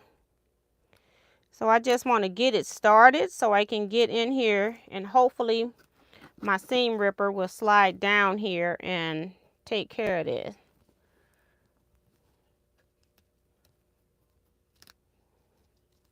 I'm trying not to rip my fabric.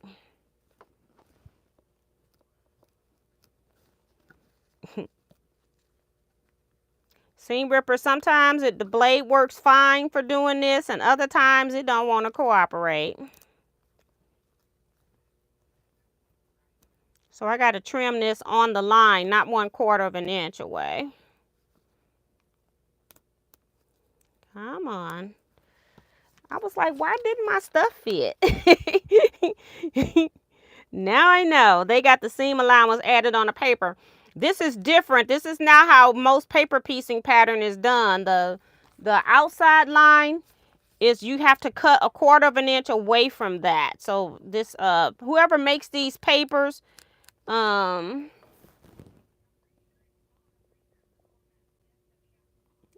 it's So Emma, which is Lori Holt. She has the seam allowance already included, guys. So don't do what I do. I'm going to go and cut this off on the line this time. So, and it says trim on this line, but that's not normal for me. So let's retrim. One. When I trim this time, it's going to be all pretty. 2.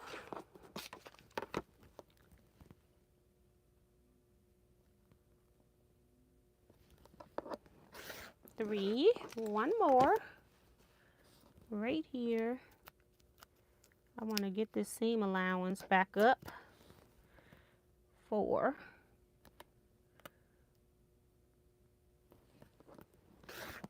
All right, so let's get this out of here. All right, we're going to take our piece of fabric and turn it to the other side so we don't have to press it right now. And now I'm going to, let me show it to you. See how much better that is? And I still got the 1/4 inch extra up here. So she does, just note that when you get the paper pieces from them, that they got the seam allowance already included. So I'm going to cut this down 1/2 inch. Cut it down. I don't buy this stuff anymore, so I didn't know that they had that included like that. And then we're just gonna, it doesn't matter which side I sew it to. I'm just gonna sew a 1/4 inch seam now.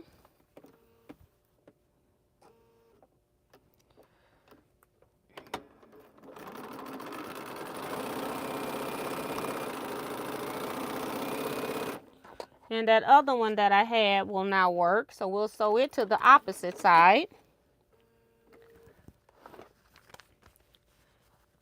Just gonna press this so my iron doesn't go out. And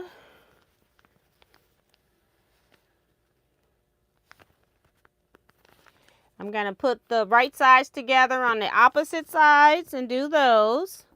I want to rip the paper out for you guys. That's why I'm sewing this one.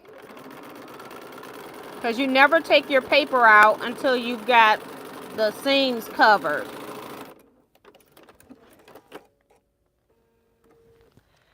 Take this one and press it. I'll get my thread tails later. So this is what I have now. So if I needed 5, so this is 4 1/2 finished. Yep. So 4 1/2, 5 1/2, 6 1/2. So I need 2 7-inch pieces because I got to add seam allowance. And I'm gonna have to use a bigger ruler for 7. I think I said 7. Yep, 7. I need a 7 by 3-inch piece. 1, 2, 3. And as a minimum. So I'm just going to cut a piece off a little bit bigger.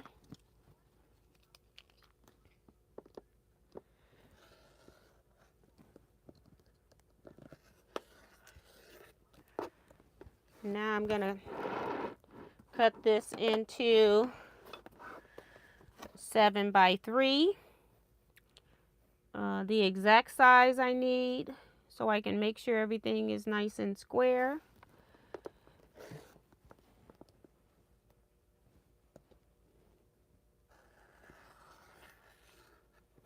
And now I'm just going to cut it in half. 1 1/2.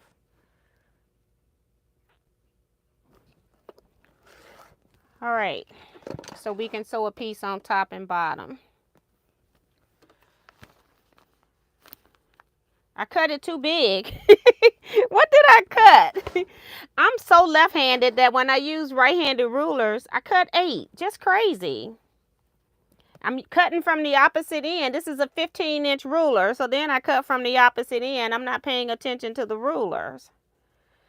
Okay, we're just going to cut off what we don't need. Right here. I got numbers on both sides. I'm reading the wrong side numbers. All right, only on live. Oh, it's so Emma's Fat Quarter Shop. Okay, thank you, Bonita. So it's Fat Quarter, not shop, not Lori Holt. Yeah, so they got the seam allowance already included, and most places don't do that. Especially when you get into intricate paper piecing, it's just not there. All right, so we're going to sew a piece onto each side of this so we can rip the paper out. And the other side.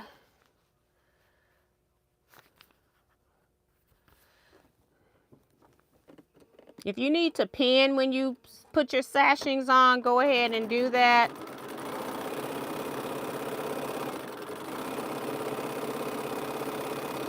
Because I want to show you the difference in pulling paper off of this, and it's only 5 pieces, than when I was doing half square triangles. That's why I wanted to sew these.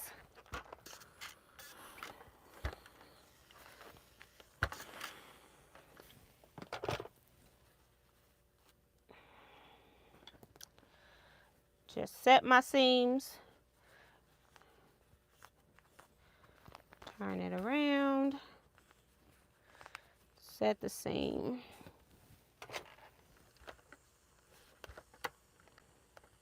All right. So now this is what I have. And this is what it looks like on the back. Now that I have all of my seams, this is the reason I don't like paper piecing.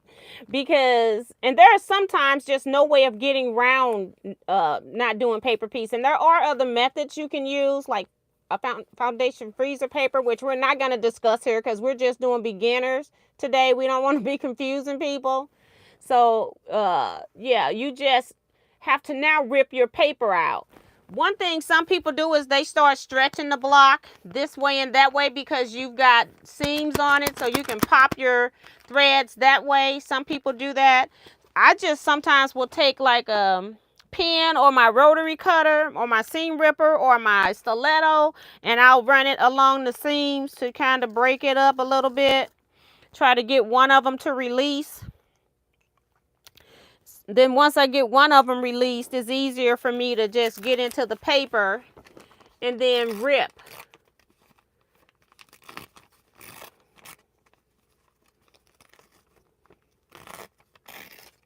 So now I've got that center out, and then you just work your way into all the pieces that you need to get out.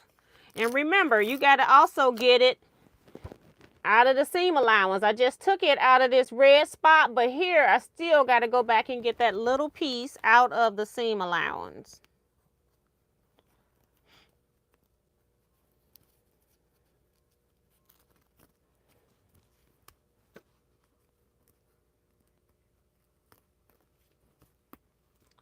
And you got them in the corners. You got to go after them.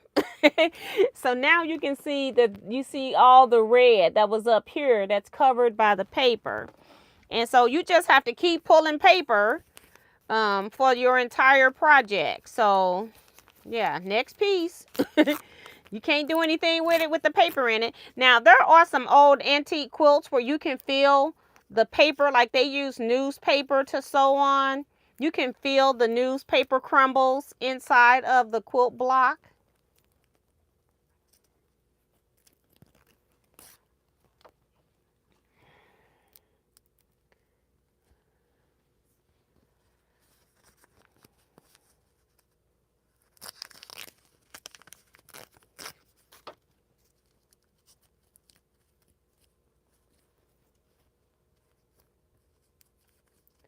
So I'm just pulling out all the paper. I'm taking the time to sit here and, you know, pull it out. Let you know, I don't like tugging on my block. I want to make sure when my seams come out that I'm not going to have a stretch block when I go back to press it or put it into the quilt. So I just get me a little opening, start ripping, and then I work my way around until I get all of the paper out. And, you know, if you got a whole big quilt, your pile's going to be huge. It's just, this is the downside of paper pieces. Some people will also use like an interfacing or muslin so that they don't have to do this step. But, you know, that's more product money. And I haven't gotten all these seams, you know, I had to cut seams. I don't have all the threads cut because that's not the important part. But this is my block without even having to repress after all of the paper is out.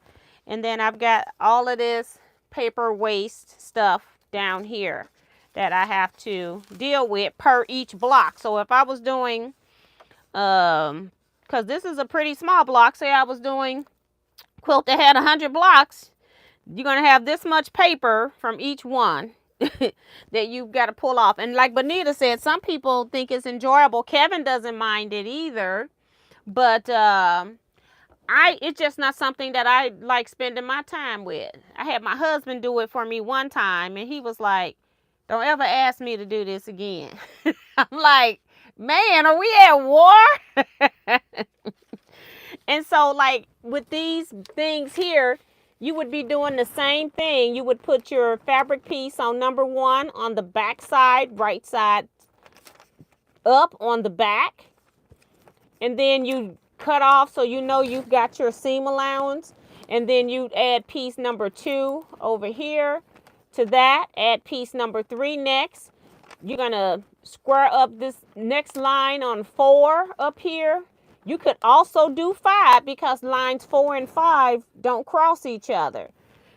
Over here, if I was doing the log cabin block, I can't do 2 lines at one time because every line is covering something else. So 1 goes to 2, then to 3 because it's going around in a circle. 4, 5.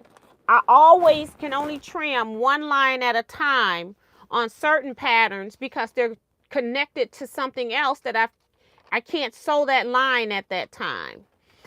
Always remember when you first start to use a greeting card, a mailer card, an index card, any type of card to mark all of your lines prior to sewing so that you don't have to figure out where your lines are when you need to know where your lines are. So if I was doing this Courthouse step block, I'll just go through here and I'll do every line this way.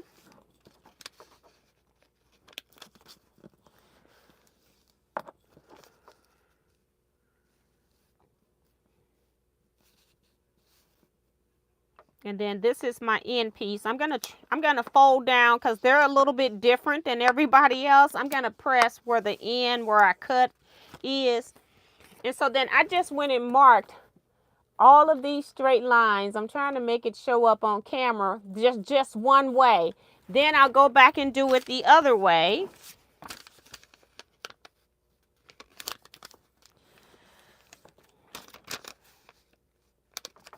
On the other half of the block. And I'm also going to do the end just because I need to make sure because they got me last time. I'll have to make sure. And I'm not going to have time to sew this, but I just want to show you I will still go through. Before I put 1 stitch in, I go through and fold all of my lines. So when I start working, I have those lines as reference marks to know where my fabric needs to go. Turn it around, go the other way. So I'll have all of the lines accounted for.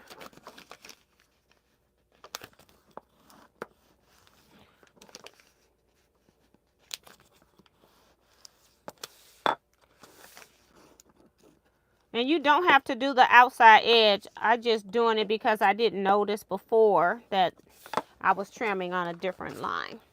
So this is what my paper looks like. I've got lines kind of like checkerboard style going on the whole paper.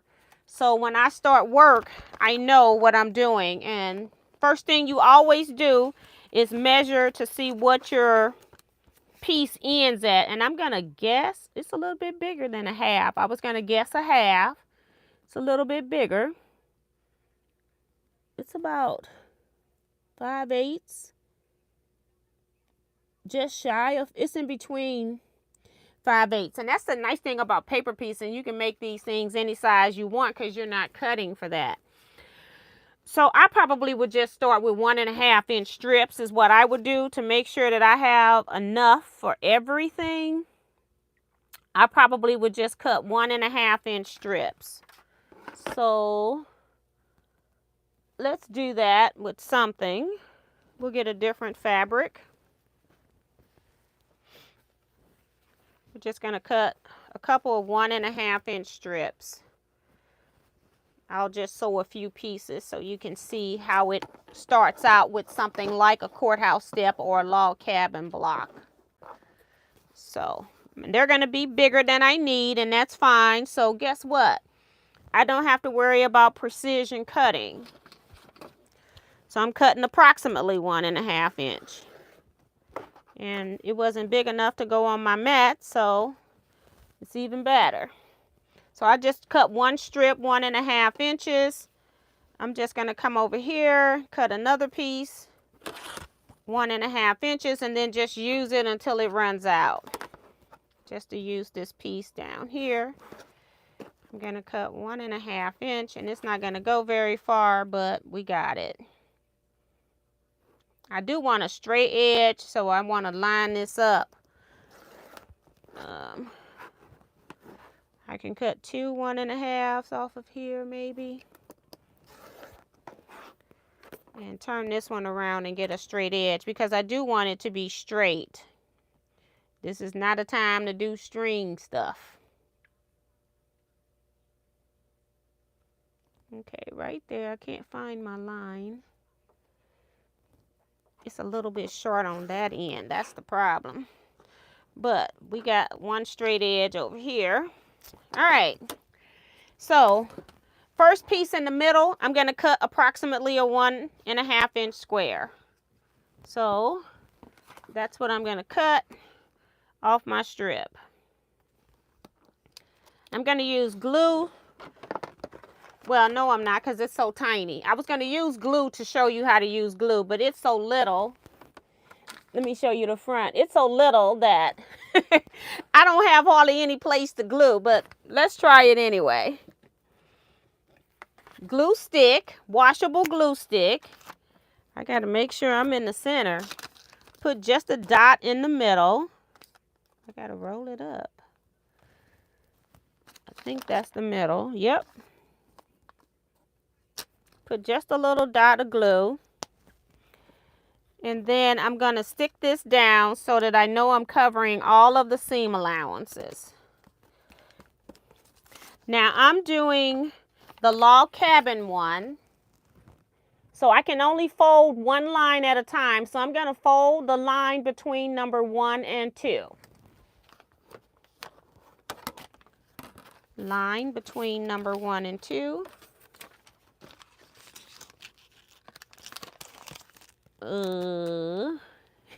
Add a quarter ruler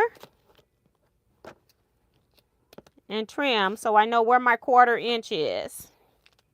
All right. Now I'm going to put a light piece of fabric that also is like 1 1/4 inches. So I'm just going to go ahead and cut that because there's no need for me to deal with the strip until I need to. So I'm just going to cut. I know that in the middle they're all 1 1/4. And both of them are white. So I'm going to cut. No. I'm doing courthouse steps. I thought I was doing log cabin. I'm doing courthouse steps, guys. So I can do number 2 and 3. So I'm going to get my card back out and go ahead and cut my space for number 3. I thought I was doing log cabin. Got them mixed up. Now I'm trimming my seam allowance. So now I'm ready to sew both of those seams along the side. I have just squared up right here and right here 1/4 inch. So I'm going to take this. This is right sides up. I'm going to take this and put right sides together and sew on this side. So I'm going to turn it so I can do that. I know where my seam allowance is because I can tell by the folds on my fabric. So I'm going to turn this over. I'm going to put a pin in here. I'm going to show you where I'm pinning, way outside of where I'm going to stitch. I'm stitching over here, right here, and I just stuck my pin over here to hold the pieces right sides together. The red piece is down with glue. So now I'm going to turn to the right side and I'm going to start 1/4 inch before and stop 1/4 inch after. And that's what you can't see with the white thread, is that I'm over stitching. You don't want to just stitch from one line to the next. You've got to have it overlap just like you would if you were stitching and you have a seam allowance. You need some kind of a seam allowance. So this is the back side. You can't see the stitching, but you can see that thread hanging there. On the front side, you should be able to see. I left the thread here this thread is up above the line here by about 1/4 of an inch. And then I stopped right here. You can see sort of kind of some indications in the paper from the needle. You want that because you want to overstitch. I'm going to take this pin out, take this, flip this over, press. I'm not going to press with the iron right now. Let me cut it on so it'll be ready when I am ready to press with the iron. This is a time to use starch or sizing in your pieces because you can get away with just pressing with your wood press, say 4, 6, 8 pieces, and then you come back and press it with the wood press. So I just pressed that piece open. Now I'm going to put this piece on the other side, making sure that I'm covering my 1/4 inch. So right here, I'm going to be stitching over here. So I'm going to put a pin over here to hold it. Only reason I'm doing that because it's so tiny, I can't hold it under the presser foot when it's this tiny. As it gets bigger, I don't have to pin. Now, some people will glue in the seam allowance, and that's how they would put it on here.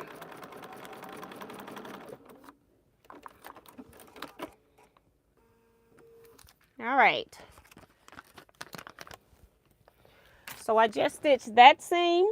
I took the pin out, pull this over, and press it. And now you can press both of them with a dry iron. So we got like 4 more minutes, so I'm going to do what I can.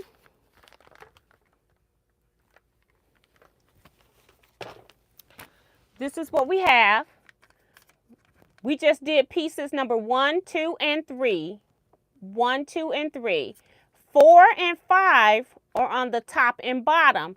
So I'm going to use my card on the line between the 1, 2, 3, and 4. I'm going to place my card right here. Fold down on those pre-folded lines.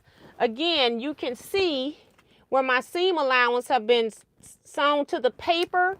But when I go over here, lay it down and just gently tug, because I don't want to tug it too hard because I want those threads to stay in. I just dropped it. Now you can see where the seam allowance is standing up once I just gently pull these stitches off. Keeping my card in there. I got another one. The one with the with the handle on it, because I can't see the other one right now. Stuff don't seem like it fell that far, and then you go looking for it and you can't see it.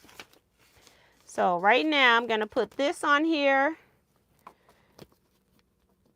Put this up against my seam, my papers, and I'm going to trim off so I know where my 1/4 inch is. And one other thing to be cautious about when you're using pins is that you tend to put them on your cutting mat. You want to make sure that you don't run your rotary blade over that. So I just did the line between 1, 2, 3, and 4. Now I'm going to do the line between 1, 2, 3, and 5 because they don't touch each other. So I can trim 2 lines at one time. Add a 1/4 ruler, pop it up against the edge, and trim. So now I'm ready to do. So this is what it looks like when I trim the top and bottom, adding my 1/4 inch. And now I'm ready to sew a piece to the top and bottom, which are going to be red. So I just take a piece, lay it up here, make sure I've got a generous, that's a salvage edge. Make sure I got a generous 1/4 inch on each side. You can take some scissors or you can just pick it up and go rotary cut it, but I'll just do it like that. I want to make sure I've got generous 1/4 inch seam, and then I just cut 2 because they're the exact same size in a Courthouse step block. Let me move that out the way, that pin. Now I'm going to fold back so I can see where my edges, my paper. I'm taking this. This is right side up, right sides together. I'm going to center this I can see where my seam allowance is. I got this generously cut. I'm going to flip my paper up. I've got it still in position. I'm not going to use any pen. I'm just going to go sew this. I think we're getting long enough. We'll see. We'll see real soon. Again, you want to always start like a 1/4 of an inch before the line. You don't have to back stitch, but you just want to over stitch. All right, there's my 1 stitch. I'm going to press that one up so I can get it out the way so I can stitch the other one, and then I'll press both of them.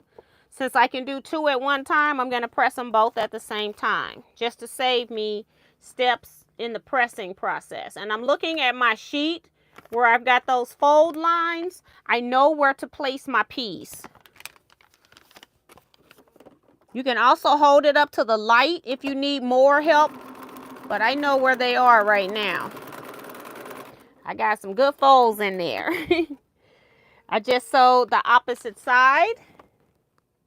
So we're going to press that up, use our wood press, and then I can hit it. If it's not laying flat and it's bothering me, I can go over here with my heated iron and just put it down, no steam. Hi, Sue Ellen. Hi, anybody that's been coming in while I've been demonstrating. So just putting the iron on there now makes everything lay nice and flat. If I'm back to the front, I sewed pieces 1, 2, 3, 4, and 5. 6 and 7 are on the sides and they're in the white fabric. So again, I'm going to put my paper on line number 6. My seam allowance is going to come up. You can see it because it's sewed to the paper. But all I do is gently pull, gently pull. It releases the stitches from the paper, but the stitches are still in the fabric. Add a 1/4 ruler. Trim my 1/4 inch seam. Take it and go to the opposite side.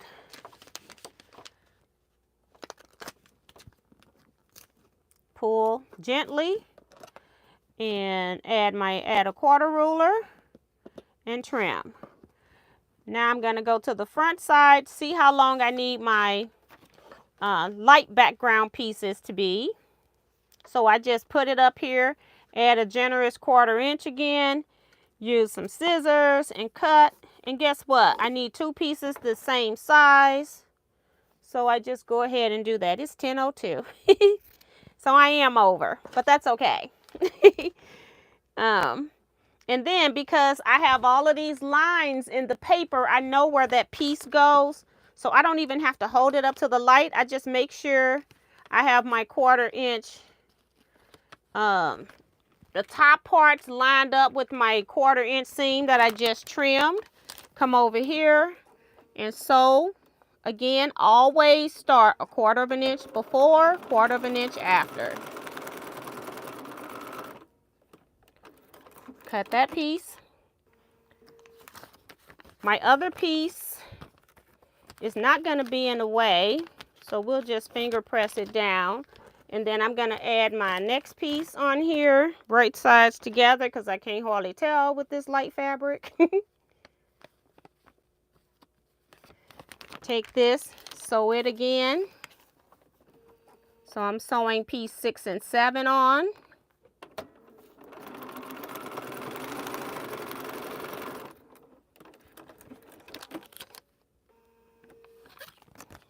Dorsey says, we have gone over times many times.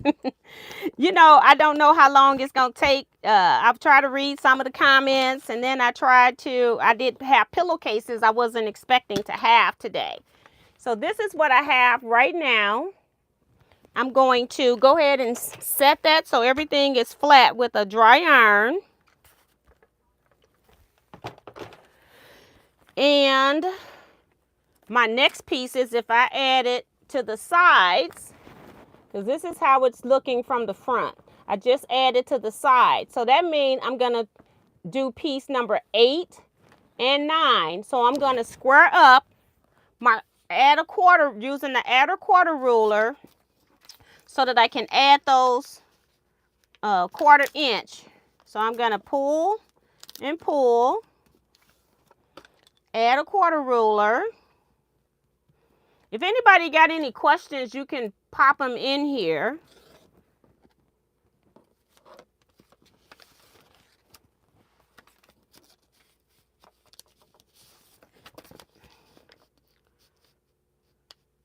Yeah, it's always, I got mine set on 1.6 and it was difficult to pull out. It just depends on the machine. I find the Bernina stitch smaller than my Singers because I used to use 1.5, but anything 1.5, 1.6 is good. You can even, if your machine needs 1.4, you'll have to decide when you start ripping your paper, if your seam is coming out, that means you need to reduce your seam allowance. So see here where I just squared up the top up here and the bottom. And guess what fabric we're going to use now? We're going to use the red fabric so that we can do those parts. So I go back to the front where I've got the printed piece. Where the numbers are, I can see clearly how much fabric I need. So I just lay it up here, overshoot the 1/4 inch on each side. I got a piece of fabric. I know I need one for top and bottom, the exact same size because I'm doing Courthouse steps block. So I go ahead and cut 2. And I got just a little curve in this fabric because I didn't press any of this fabric. It was coming, it came straight out of stash. I had some up here that I pressed, but then it got so pretty I didn't want to use it, you know. You know, the stuff we go through. So now I'm using my lines again. So I know on my paper that I folded, so I know where to put it. I got my piece laying right up there at the top. I'm not going to use any pins. Again, I've been paper piecing for a long time. If you need a pin, if you need glue, do it. Don't do what I'm doing. Because I want to make sure I get this under here without anything folding or shifting.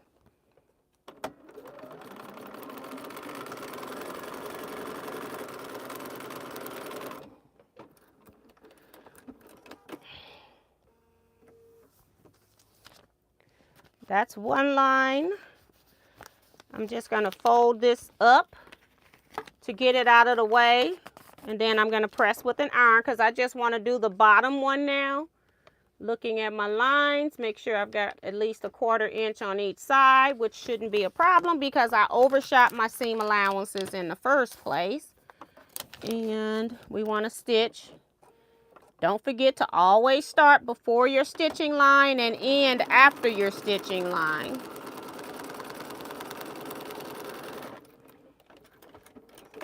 Two to 3 stitches is good. This is what I have now. Press both of these up and press it with a heated iron to make it stay flat.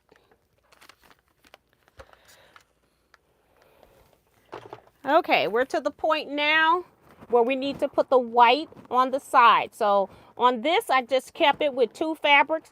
You could have made this all scrappy, one color. You could have just used red in the center, which signifies the fire in your hearth. And then you could have just made all scrappy this way. And then you could have done lights this way. You could do 2 different colors. So you can do whatever you want. Using a lot of fabrics will add more interest to the pattern. But we're just doing this for demonstration purposes. I'm going to trim the sides. I'm going to have to also probably cut more white strips. We shall see.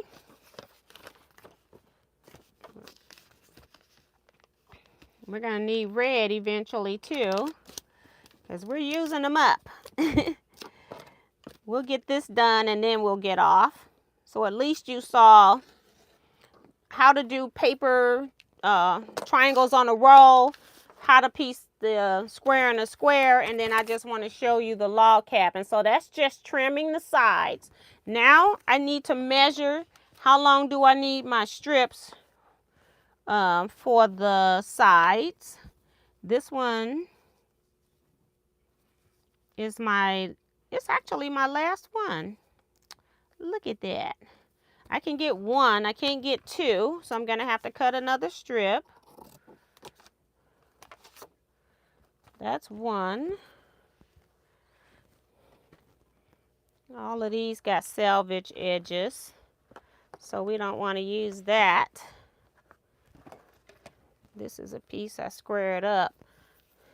Getting rid of the scraps we're not going to keep. I need just one more piece this size, so I'm just going to use the piece to cut it approximate. Again, this is you don't have to be perfect with paper piecing. That's the whole point. When you start sewing and squaring up and trimming, that's what makes it perfect. So I've got my two pieces, and I'm going to put them on each side. Again, I'm going to use right sides together, always to your piece, making sure I have at least 1/4 inch on each side. I've got plenty. I'm going to go and do this. We might be down to our last 4 pieces, guys.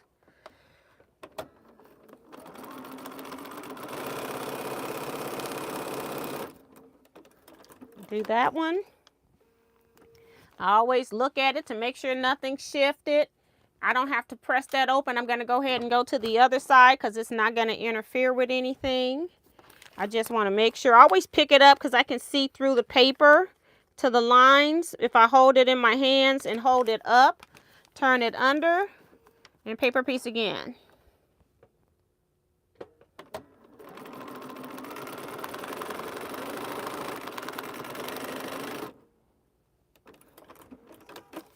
We got 2 more. We need 2 reds after I trim this up.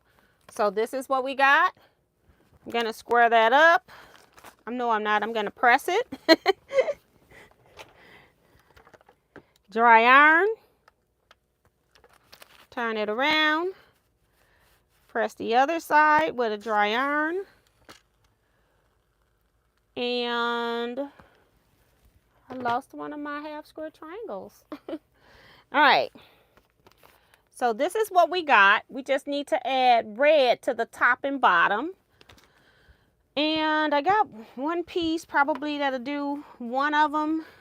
It's not going to be anything left over that I can save. So I'm not going to cut anything off of that. I'm just going to cut another 1.5 inch strip off of here.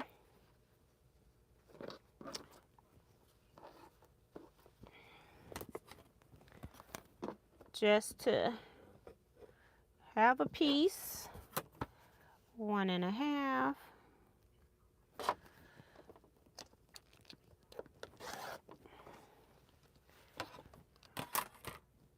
And that's the salvage edge.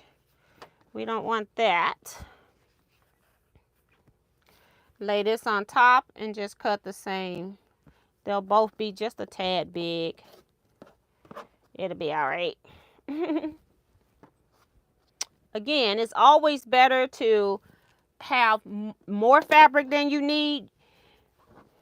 If you don't want to rip, I guess you could take the same fabric and just add another piece on if you can get to the right angle.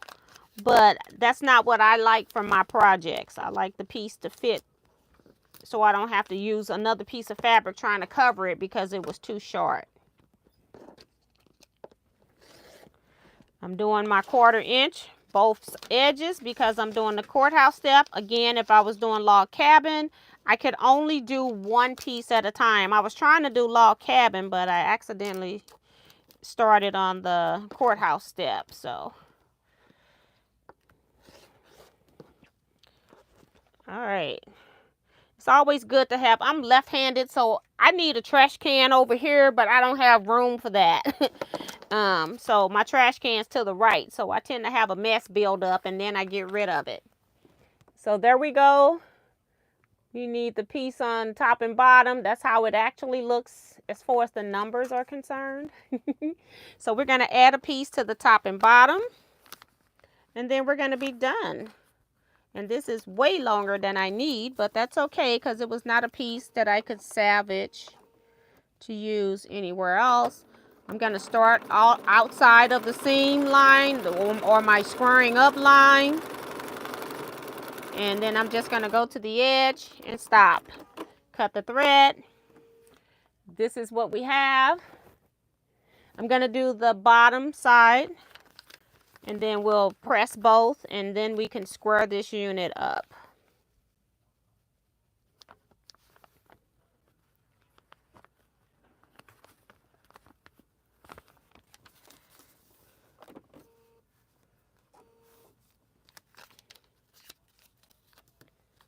I folded this one crooked on the line. I just now noticed it because my fabric was laying there crooked. So we're going to fold this correctly. Go back and add a quarter ruler. It's okay if you missed it the first time. And get it so it's straight and my fabric is not going on at an angle. I would have had enough to sew it anyway, but that's not what I want to do. So now I'm putting my two pieces right sides together to the rest of the unit. This is what my unit looks like. This has got white on each side. I'm going across the entire piece of paper. You can see that my paper is covered from edge to edge. And then I'm going to stitch that. Open toe foot works well if you got that. My 1/4 inch foot is open toe, so I didn't have to switch my presser feet out. You can do that if you need to. So I just sewed both of those. This is what it's looking like. And then I'm going to press with my wood press first, just to get it where I want. Again, I didn't press these, put starch or sizing in here. That helps your pieces to lay down, but I didn't do that. The fabric I did that too, I decided not to use because I was like, I'm not using my good fabric for this. Just cray cray. All right, this is what we have on the front. This is what we have on the back. And now we're going to square up to the outside line. She has a thing on here for you to square up to which line to square up to. And we're going to do that now.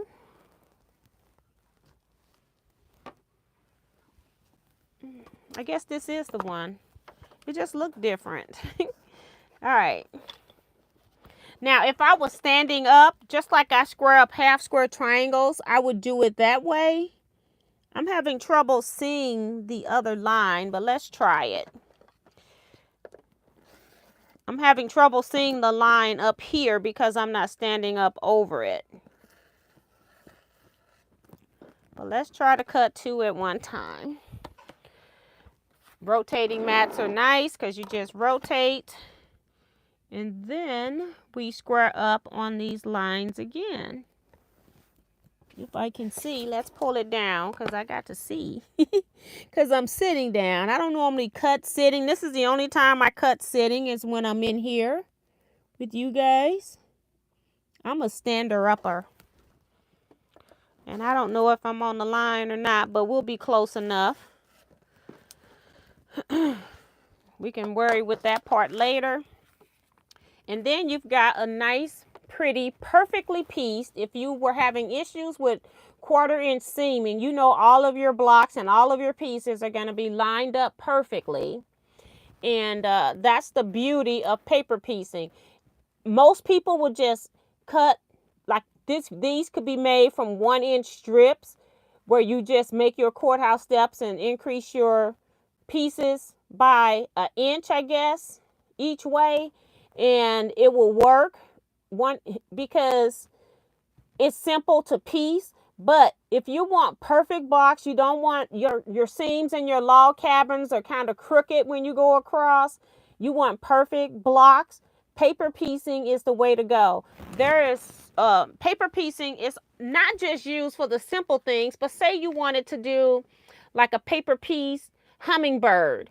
it's so much easier. They'll break that hummingbird up into smaller chunks. Say like each section might only have like 3 or 4 pieces, and then you can sew those pieces together once all the individual units are sewed. Then you can I just knocked over my box cutter.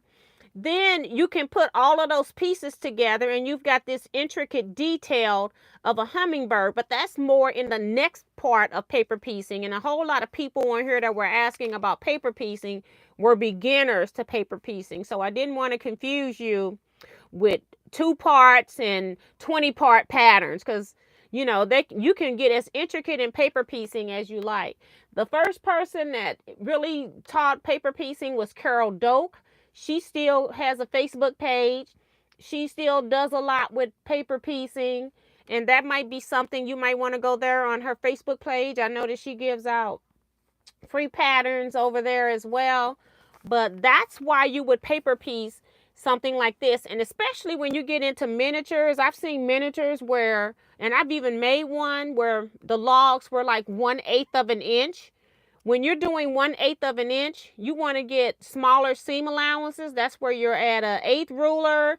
They might even by now have an add a 16th ruler. You never know, because the pieces are so tiny that you can't even hold on to them to sew. But if you're doing paper piecing, you glue or pin your pieces on, and then you sew them, and then you can trim that seam allowance down if you need to, even smaller than that. The smallest I've done had been things that were finished with a 1/4 inch, that finished a 1/4 inch. So there are so many things that you can do with paper piecing. But Carol Doak was the pioneer of paper piecing when it first came out. There are many people that do great with paper piecing. One of my favorite sites, she has a pattern history years old, but every month she would give you a mystery project, and you wouldn't know what that mystery project was until you got it done. And it was so funny one time because I was having an obsession with the squirrels in my yard, and lo and behold, when I got through piecing this thing, and you do not know what you're piecing while you're doing it. It's when you get almost all of them done and you realize, oh my God, I just made a squirrel. I'm about 3/4 of the way in and realize it's a squirrel. But I did end up putting that block in because she's advanced paper piecing, and the site is called Paper Panache. I love her patterns, her projects. Eileen Sullivan is another fabulous paper piecer. She's going to be your advanced person. And then, of course, you've got the big fancy designs. What's her name? I did one of her quilts, the poinsettia. I got a lot of her patterns, but I haven't done a lot with it. But yeah.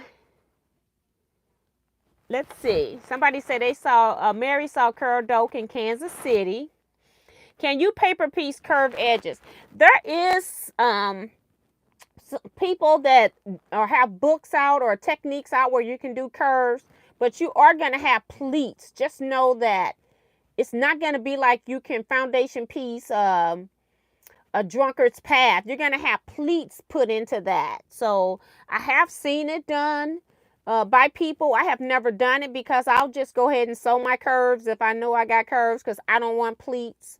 But yeah, but you can do it. You are going to have some fullness in it though. Let me make sure I answer questions. If anybody got any questions, now might be a time to put it down. Our sale lady says that she loves paper piecing, so that's awesome. It's actually one of my favorite things to do, especially if I'm doing something pictorial. I didn't think to pull anything out that I had paper pieced, and I don't think I have anything out that I can remember off the top of my head right now. But if I come back Wednesday, if I think about it, I'll try to remember to pull out 1 or 2 things that I have paper pieced in pictorial style, not just like a log cabin or this, because I want to show you why we paper piece. But you've got to learn first before you can jump into the deep end with these advanced patterns, because once you get all of those sections pieced, you've got to know how to line those things up, so when you do sew the units together, that the line will continue across the units that you sew together. So Mary says that Carol calls herself the paper piecing princess. She's fantastic. Yes. I learned how from her. I can't remember if she was on television or not, but we had the Alex Anderson show on HGTV, and she had all kind of people on her show. I can't remember if she was on that show or if she was on Channel 9, PBS. But I know that I've seen her demonstrating some stuff, and I know that I've had a lot of her books and a lot of her patterns at the time. Mary says the Legit Kits was on Shark Tank asking for money. Now that's interesting. Michelle the Quilter has met Carol Doak. Zandra says, good night, T. You have helped me a lot with the paper piecing. I can't wait to try it. Yeah. And I tried to keep it as simple, but give you the tips to make paper piecing easy. But I didn't want to go into the advanced portions, because if I was piecing this, y'all already know I probably would have had 1 or 2 seams attached to the paper, and the rest of mine would not have been attached to the paper. But I wouldn't have been sewing on the line. I would have been sewing next to the line. So I didn't want to confuse people because y'all already know I don't like pulling the paper. So all of this paper that's on the back for each one of these stitch lines has got to be pulled out. That's not my favorite part. So I try to prevent it ahead of time so that I'm not dealing with that.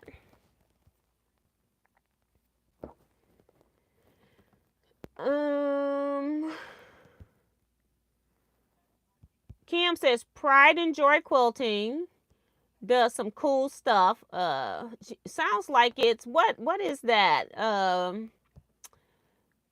Like German site? I can't pronounce that, but it sounds like it might be a German site. But that's cool. So y'all check out Pride and Joy as well. Quilting, Kim's recommendation.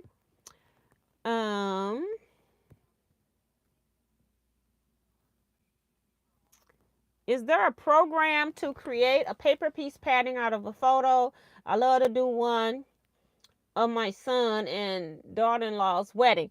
That's where that paper piecer that Bernita recommended. She teaches you how to make your own foundation patterns.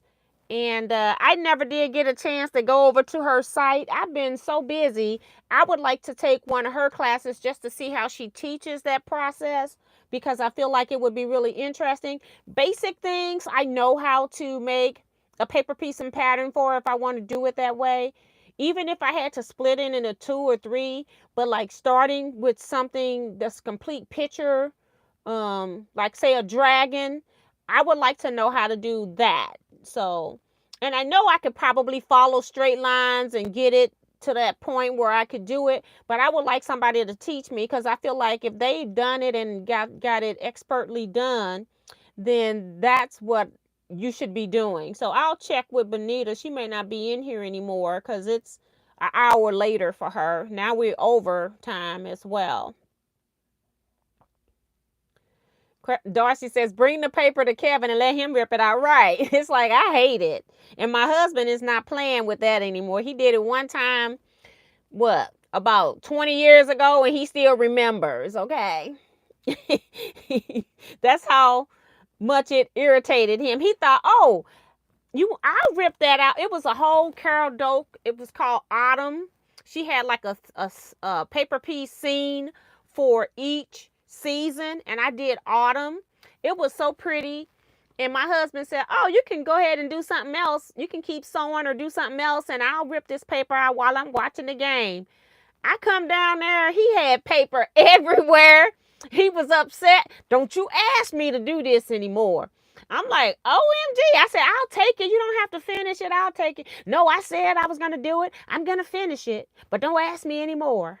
I'm like, okay. as I was backing out, saying in my head, thank God I don't have to rip any of that paper. But he was not happy.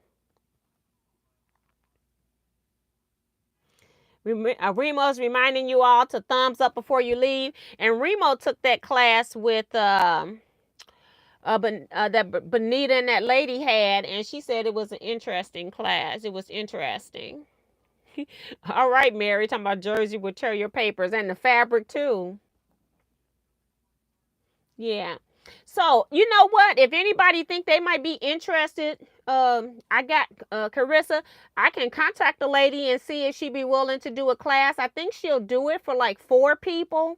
So if somebody is watching this video as an upload and you want to know if you can do a class, we can see if we can contact her and see if she'd be willing to do a class for 4 people, 6 people, however many, because she does them over Zoom. So, but I hear Benita gave her high praise, so I'm sure that she is going to be a good instructor. Peggy talking about that is hilarious. I'm with Ben. Right. I have not asked him to rip any paper because girl over here try not to have any paper, okay? Oh my goodness. Good night, Vivian. I can't believe you still up, Miss Vivian. Jaqual says, could be the beginning of the end for legit kids. Some of the Shark Tank takeovers are brutal. It's just interesting because they were at the last major quilt shows and it seemed like people were buying a lot. So it's just weird that they're asking for money. So it's just weird. Maybe they're trying to do something bigger. They want to go bigger. I think they're doing pretty well. But maybe they want to go bigger to be mass produced, like in a big factory or something. I don't know. It's just interesting. I find that interesting that they were asking for money on Shark Tank. So yeah. So if anybody, when you're watching the upload, think about it, send me an email to teaquilts@teaquilts.com. And then we can see if anybody might be interested in learning how to produce your own paper piece patterns from a photo or picture or whatever. Say like a coloring book item or something like that. Anything. That's if I was going to do anything in paper piecing, I think that would be my next step, is doing something like that. And Jester Creative Space says they were at Road to California. Yeah, they were in Houston when I saw them. I could have sworn they were in Paducah, but I'm not 100% sure because I do Paducah in one day. And I have a lot of stuff going through my head when I'm in Paducah because it's so much stuff to see in such a short period of time. So, but yeah, that's going to be it today. So again, we paper piece showed you how to use triangles on the roll. Just want to recap what happened here. For the people that came in late, we showed triangles on the roll. We talked about thangles. We talked about trimming your dog ears while it's still flat as compared to pressing them open. Or if I had pressed this seam open, I would have had 2 dog ears on each side. Trimming them while they're still flat. We talked about that. The next thing we did was a square in a square. Well, we did that, and then I put some frames on it so that I can show you the process of pulling out the seams.